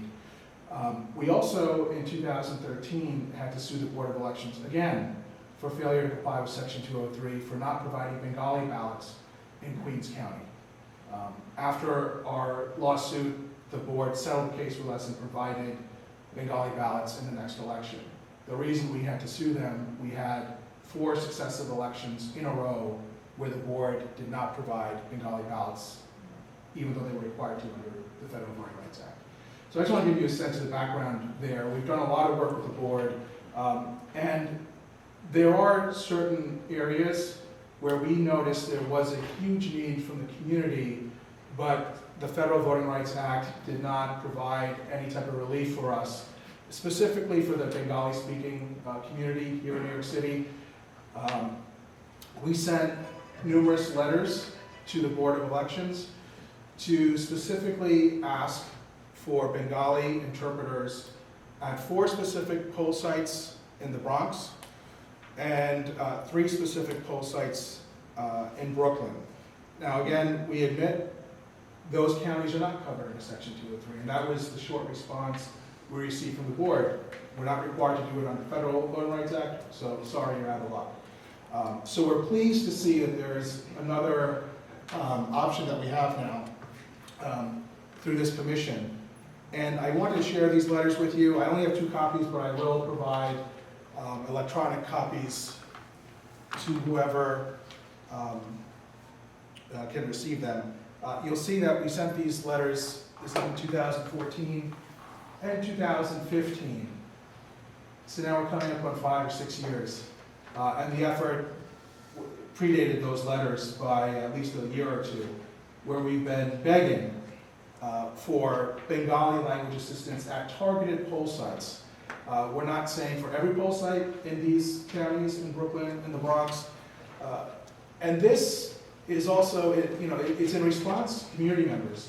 We work with community-based organizations across the city, and I think it's a problem, it's a mistake, to not receive input from these organizations.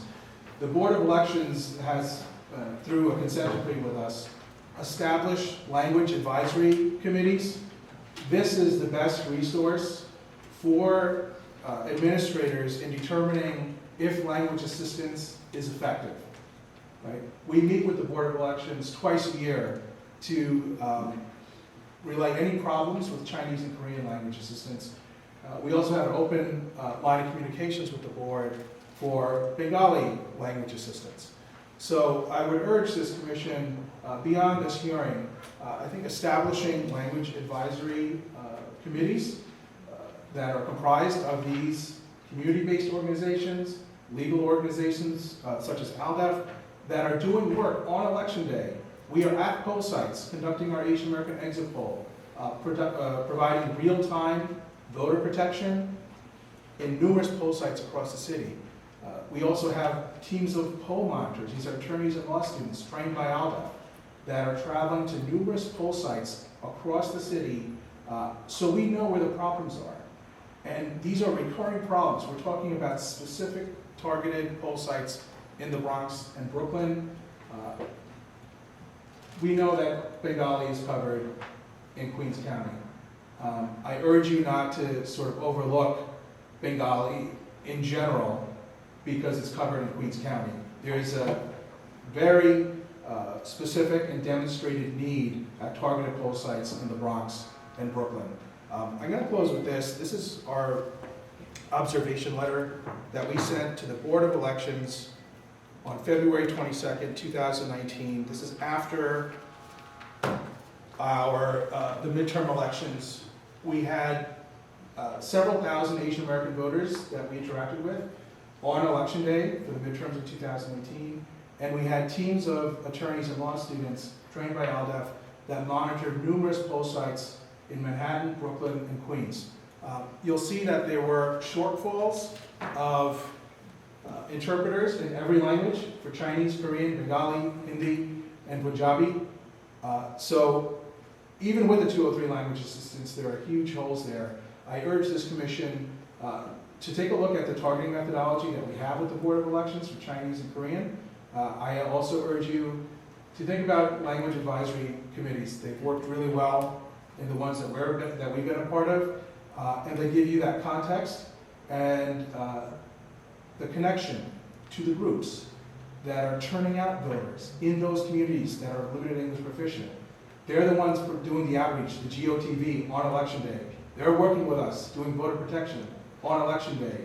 They're doing community education, candidate forums. So we need these groups in the room to provide some context and feedback. You'll get information like we have in those letters.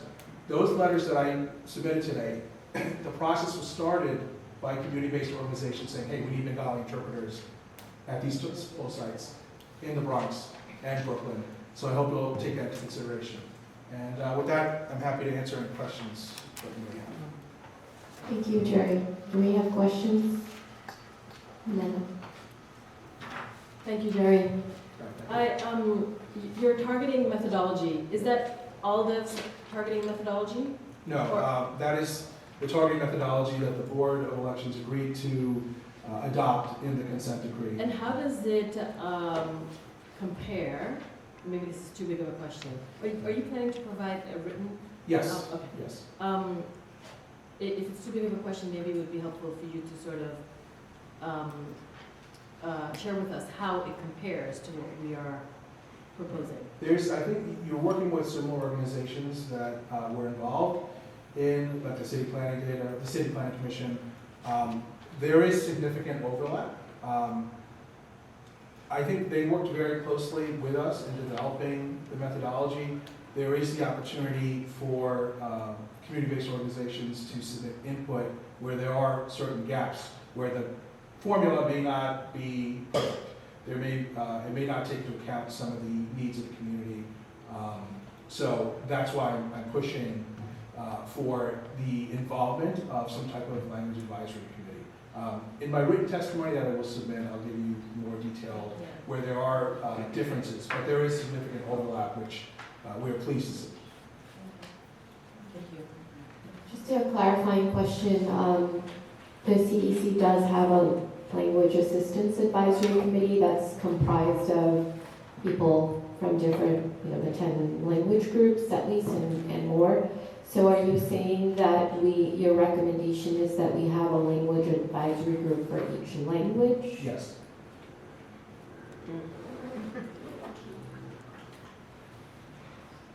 Other clarifying questions? Yeah, you could have that meeting with all the groups together. You could do that anyway, but I think there are specific needs for certain language groups, and it's good to have your own language advisory group for each language.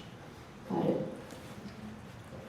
You've given us a lot of information, and I know you had a lot of handouts and copies of the letters that you've submitted. If you could just make sure that those letters are also submitted to us in an accessible format, preferably a Word doc, would be beneficial. So I can also. No, I'm happy to do that, and I just want to note, there's a certain level of frustration too. Those letters, you take a look at the date, and this is from 2014. We've been struggling to get language assistance in some other places. We're happy to see other language groups receive language assistance, but we would like to be included in that too. And it's important that all groups, to the extent possible, receive the assistance that's needed. Thank you, Jeremy.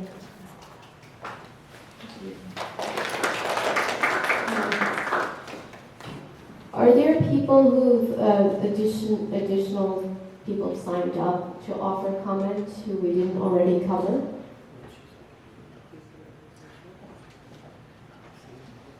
Okay, great. So it looks like we've covered everybody who signed up, which is great. So I'm going to now just open up for a brief period of discussion amongst the commissioners.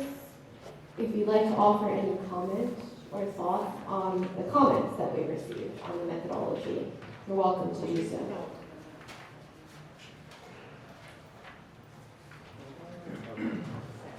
I think, sorry, I can jump in right here.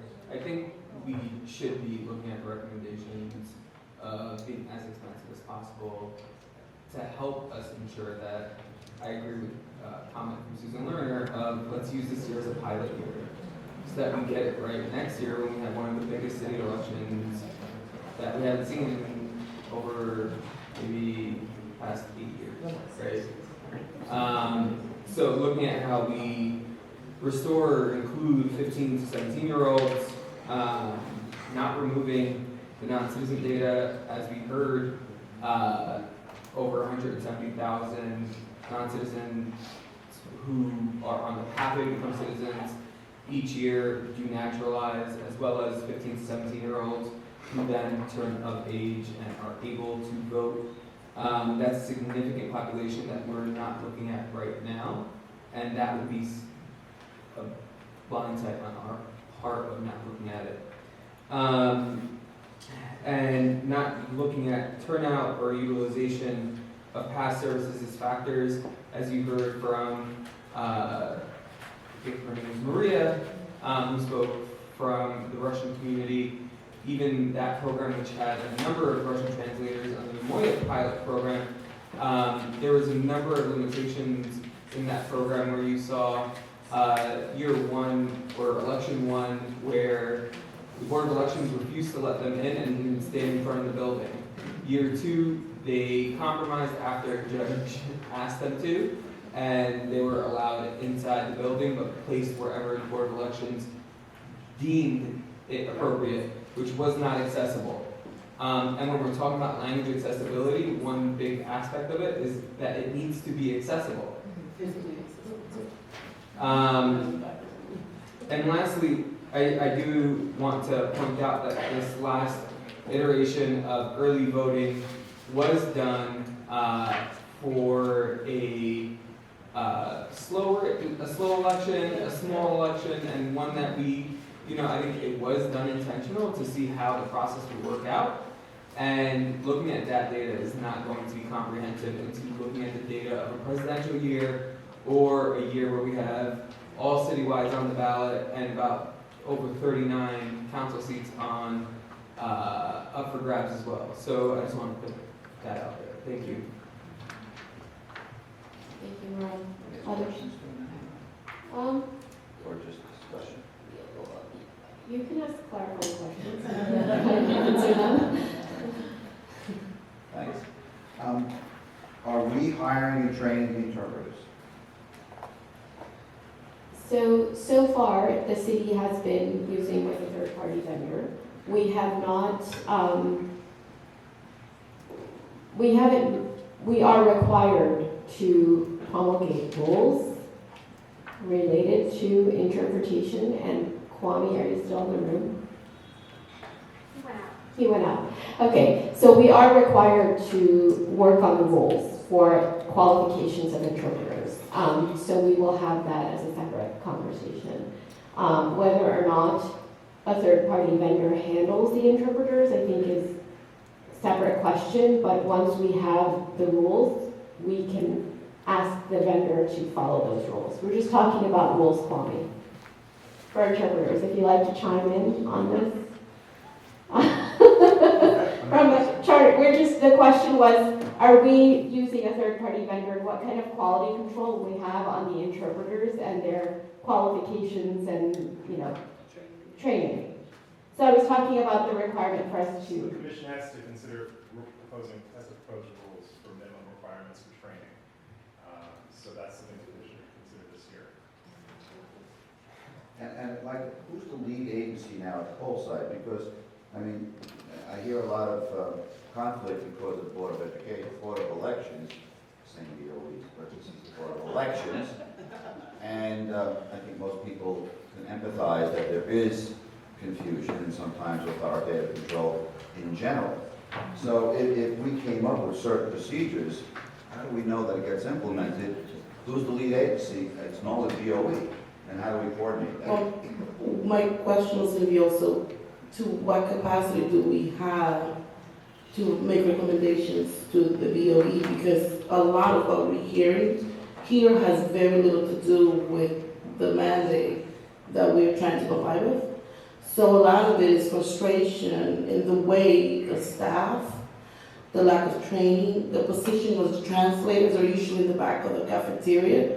You can't find them. The signage is almost non-existent. So a lot of these things are not part of this methodology conversation. Right. To what extent does this body have power to speak or recommend to the BOE further other than just this methodology? Well, I think one of the things we need to remember is that there has been collaboration, operational cooperation on the ground on election day between the city's interpretation services and the Board of Elections, and that will continue for CEC as well. We're working together to provide services for New Yorkers, and we're as a commission are committed to that, to working together to do that. And then as far as the concerns that we heard today that may not be related to services that the commission's providing, but feedback on the BOE's programs. I think there are opportunities for people to submit those comments directly to the Board of Elections, and I also think that they're instructive for us because service provision is very challenging. It's not just for elections, but interpretation service is challenging overall. And the city providing any type of service is never a perfect process, and I think there's always opportunities to learn from the feedback that we heard today, including criticisms of Moya's program as well, as to how we can hopefully, do better. And with continued cooperation, we can, I think, work together to improve the services that New Yorkers are receiving. I have a question about outreach, because I was really pleased to hear all the testimony that we had today. I think it was very rich and informative. And a couple of different people mentioned the notion of outreach, and this is something we talked about at our last commission meeting. But I think our service is going to be, it's going to fall on deaf ears and the polling sites unless we do sufficient outreach beforehand to notify the public that it's available. And if we are considering a methodology that divorces completely from registered voters, then we don't have the same ability to contact people. So there will have to be a different type of outreach that to get to people who are non-citizens and younger. So I am interested in hearing about our resources to do that outreach and the potential for that, and how we, if we're going to rely solely on working with community-based organizations, or we're going to have lists of individuals to contact through utility bills. That's one part of the comment. The other part of the comment is, thinking about the testimony that we heard today, which, again, I think it was terrific. I'm also interested in hearing from the groups that we didn't hear from, who are represented on our language list. I didn't see anybody here necessarily from the Haitian Creole community, the Polish community, and a few others. So I'm hoping that we can tap our own language advisory group, to get some really pointed feedback from them. Thank you. Those are really good comments. We are going to circle back with folks, particularly on the communities that were not represented here today, to make sure that we get input from them for sure. And then also, I think your question about the Commission's outreach plan is very critical. We do need to work on that, and that's part of the work we'll be doing with the Language Assistance Advisory Committee, is helping us think through how we help people become aware of services, because I think, again, it's true of every single service that anyone offers. Like, you can create it, but if you don't let people know about it, then you see the rates of utilization are low, and it's because you haven't done the outreach. So, very important. Can I just, before we get too far away from it, back to Chuck's question about who provides the language translation, I think that we should, if it's not set, or will be set very soon, I think we should just look at the third-party vendor agreement and ensure that there's also the possibility for translator worker co-ops to be part of that. I'm not sure if they are. And there are growing cooperatives that are here based in the city. And to that, can we write a letter with some of the recommendations we heard today to the BOE, or is that out of the scope of the work we're supposed to do here?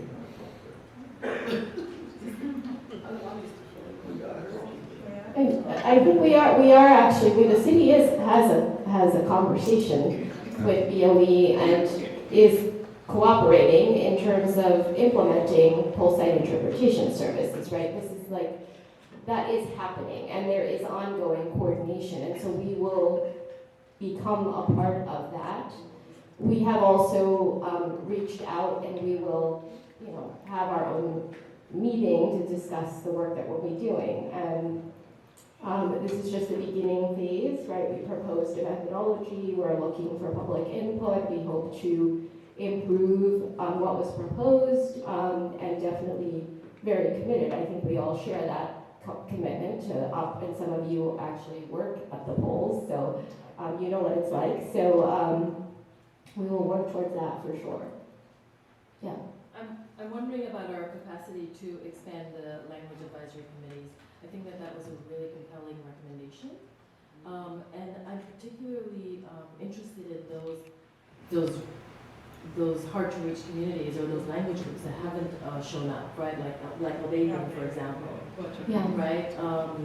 I think this goes to the question of outreach, and something we've talked about before as well, which is that it's hard to imagine a universe in which every single person who needs interpretation is served by our program or the BOEs, and so it should certainly be our vision. No, I mean, I think but I think also that people are not informed of their rights and their ability to bring their own interpreter into the poll site, and that's something we can help in the interim, is to educate people about their rights, whether it's for poll site interpretation or for the disability community, that you can bring someone to assist you. And we should just make sure that that's part of the outreach effort. And Moya actually does do that. But we have data. The data we're using for this program has information about who these people are. Something as simple as some sort of notification that will talk about their voting rights, but also where they can go to get these services once we have a program. Yes. I think that's what you're talking about. As an immigrant, bilingual resident myself, it took a while to get something in 2 languages. And I don't know why, but now it looks like we know better now than 80s and 90s. So I think to your point is, we can have a perfect program, but if we do not spend the dollars or the resources or build the partnerships to get into those communities, it will sit somewhere where no one's gonna use it, which is what I witness now a lot when I go vote. And I'm not sure if my community is just becoming English proficient, or it's just that no one knows that the translator is sitting there for them. I have one final comment. So I just want to echo the sentiment, the point that was made earlier, that the recommendations were excellent, and I'm sure we've got really smart people who are going to really think about how we integrate those. So I have confidence that we will come up with something that really reflects the thinking of our colleagues and advocates. I really want to underscore the importance of the oversight and the quality piece, because that's not squarely in our mandate. And we've all said it in different ways, and we've heard it from the testimonies, that we could have the perfect program, absolutely well-designed program, but the sort of magic is in the implementation, and that is not just about developing a set of rules around it, but I think we also need to think the next step ahead, which is how do we monitor, how do we ensure quality control, and that is incredibly resource intensive. And so, right, and so I'm just echoing the points that were made, but just to underscore, I think for me that's the biggest takeaway from tonight. One other thing that I'd like to add is we heard a lot about the senior community, and as much as we're working hard to integrate available language interpretation, if these seniors can't see it and it's even in their own language, then we're not getting anywhere. So I would just urge the commission to really work with the mayor's office, the people with disabilities, and whatever outreach that we do, we have to ensure that it is in a large enough font for these individuals to be able to physically see it in whatever language that it needs to come by. No, I echo that, but it's not about seniors alone, because we have a lot of people with disabilities that are not seniors. So I think we should, in fact, get the font at least larger, so because I can't see it with my glasses on. So. Well, I know my guide dog's not going to read it, so I have the same issue. Yeah, so. But I feel like we have a lot that we've gotten from this. This was actually very good. I'm thinking about our data sets. Maybe we need to look from what some people that testified were saying. We need to broaden our data sets, or just to look at it in a different way.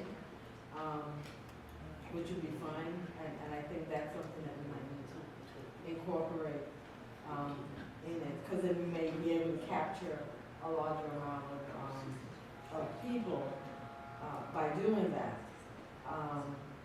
And also the availability of information, being able to get the information out to the all of the communities. Actually, the most basic bit of information is what you actually said, Sarah, about people knowing that they can take, right now, they can take someone to the polls with them, because BOE has not promulgated that information, it's not even on anything that you receive from from them saying, they tell you about the elections, they tell you about how to vote, but nowhere does it say, you know, if you need an interpreter, you can bring one to the polls with you. And I think that's key to a lot of things. A lot of the language, people that are, you know, English is not their first language. They'll be able to plan to when they go to the polls.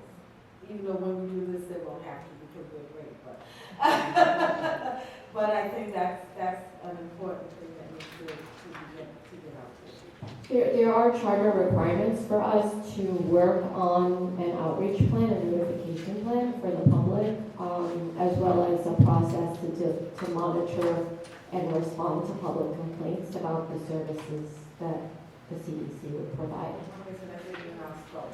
Yes, it's specifically written for us to work on that. From a quantitative process, there is a problem with the 15-year-olds and above right now. That's taking 2 points. One is the assumption that we don't update the data in the next 3 years at all. And if that's the case, then that's really a problem for us. The other problem is going to be that the next 3 years, you're actually targeting people that will not vote, which means the effectiveness in the next 3 years of who we outreach to is non-existent people. So you really got to look back and say that, you know, if we're charged that we're going to do every cycle, then the data should be updated on every cycle and not be looking down 3, 4, 5 years down the road, because you're going to be targeting people right now. Say my grandson's 15 years old, hoping he's going to vote, but meanwhile he's going to be part of the subset and he's non-existent and be non-existent for the next 3 years, which means that going back to get a quantitative and qualitative analysis of how good we do in each voting cycle, the numbers are going to be diluted and incorrect. So this isn't about giving someone an opportunity to vote. It's not changing that situation at all. But it's really, you're putting non-existing voters into a base right now.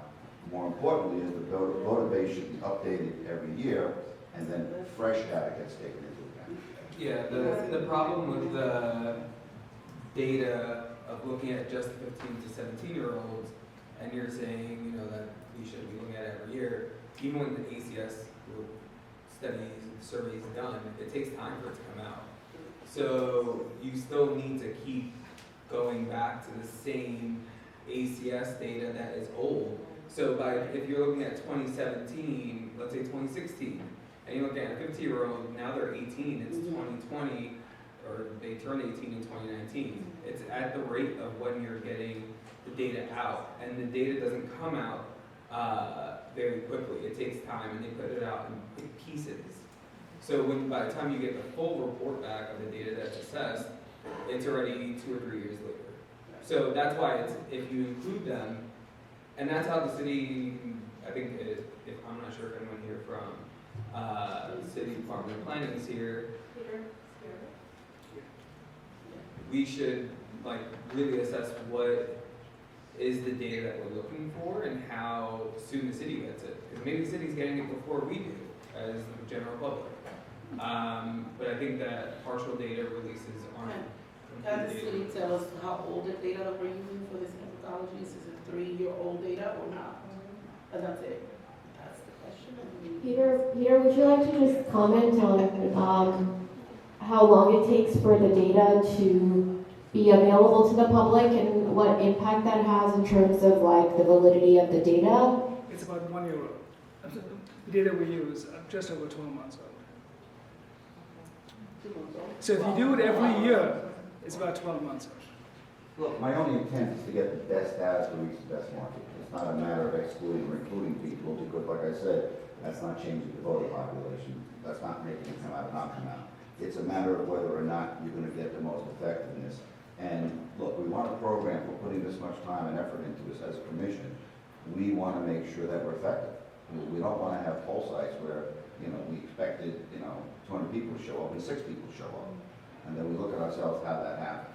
Well, there's a lot of reasons. Well, my comment about that is you don't want to plan to leave anyone out. You want to plan to include everyone.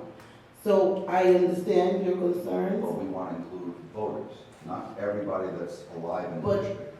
the point of the non-citizen and 50 plus, I guess we have to discuss it a little bit better, and it won't happen probably right now for you to really understand it. In immigrant communities, and the way this country is moving right now, if you look at the data of the New Immigration Coalition as to how many new immigrants become naturalized, it's like insane.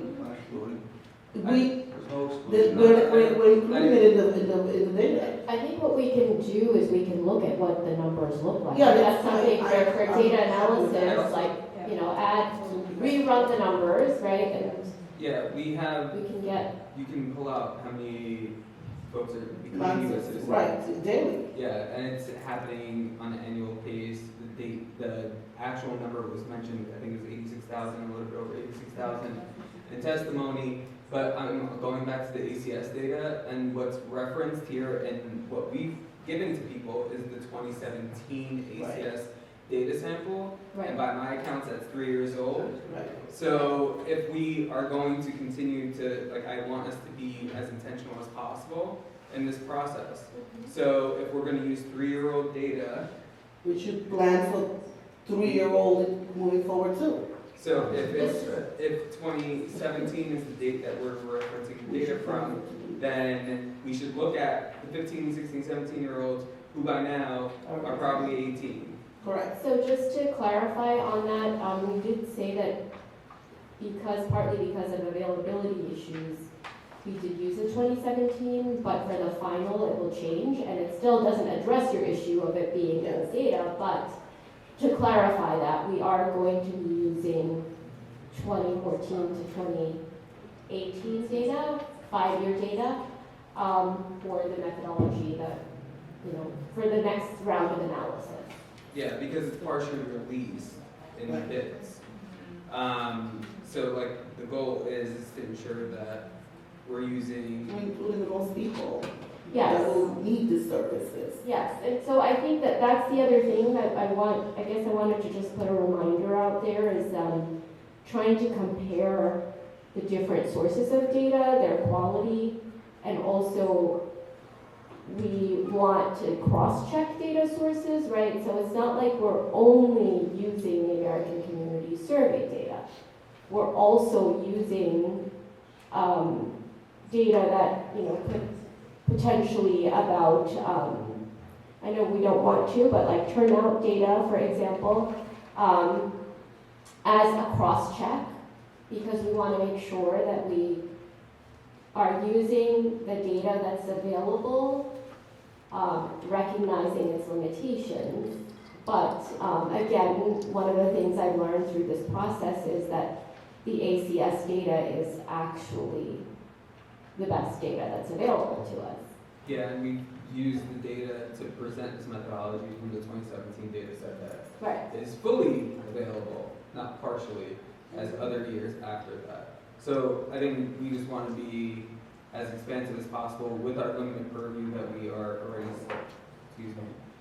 in, but at the same time, not excluding people or undercounting communities as we're going through this process, because that would undermine our mission here, right? Other comments from the commissioners? Discussion on anything you've heard?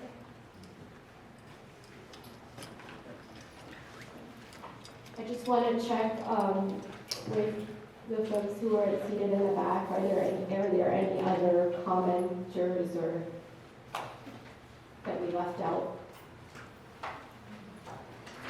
Sadly, raising your hand. Yes. I just have one thing to say, which is just to be clarified, it's not only non-citizens who aren't registered to vote. There are lots of citizens right now who are not registered at all.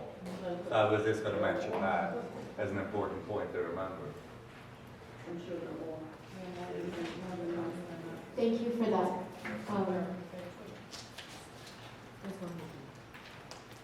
Yes. Hi. Has it been considered to have something like a reverse phone bank where if I'm at the polling site, my particular language is not being, there's no interpreter available, a central place where the majority of the languages are at a phone place, a phone location that I can call, that the poll workers have an 800 number or something like that, that I can call and get some assistance by phone, even if not physically present? Would that solve anything, even by borough or? We have not considered that approach. Kwame? I could say the New York City Board of Elections doesn't permit the use of phones inside polling places. So the use of phone-assisted language assistance is not a possibility currently. So that's why real-life translators are used. What is the prohibition on phone? Well, it is a general prohibition on the use of phones and electronic devices while a person is in the voting booth,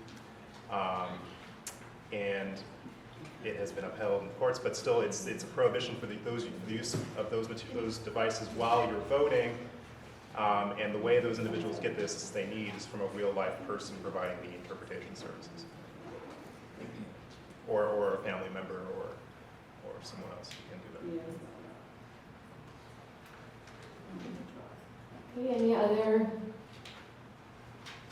questions, comments? So I just want to thank everyone who came today and shared their comment with us.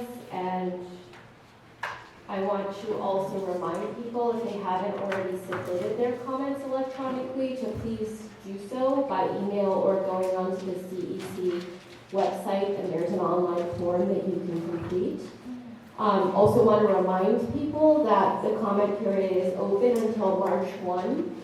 So if you have NOAA folks, CBO partners, community members, individuals who you think would be interested to submit comment, please encourage them to do so.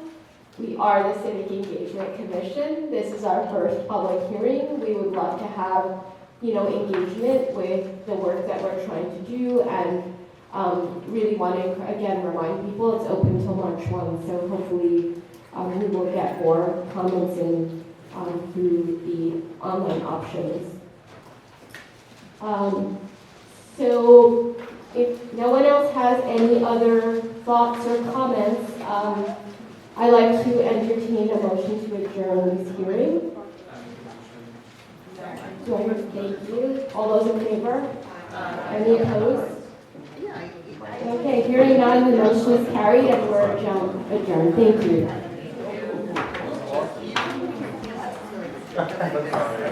Here. Yeah, it's good to finally meet you. Hey. I'm fine.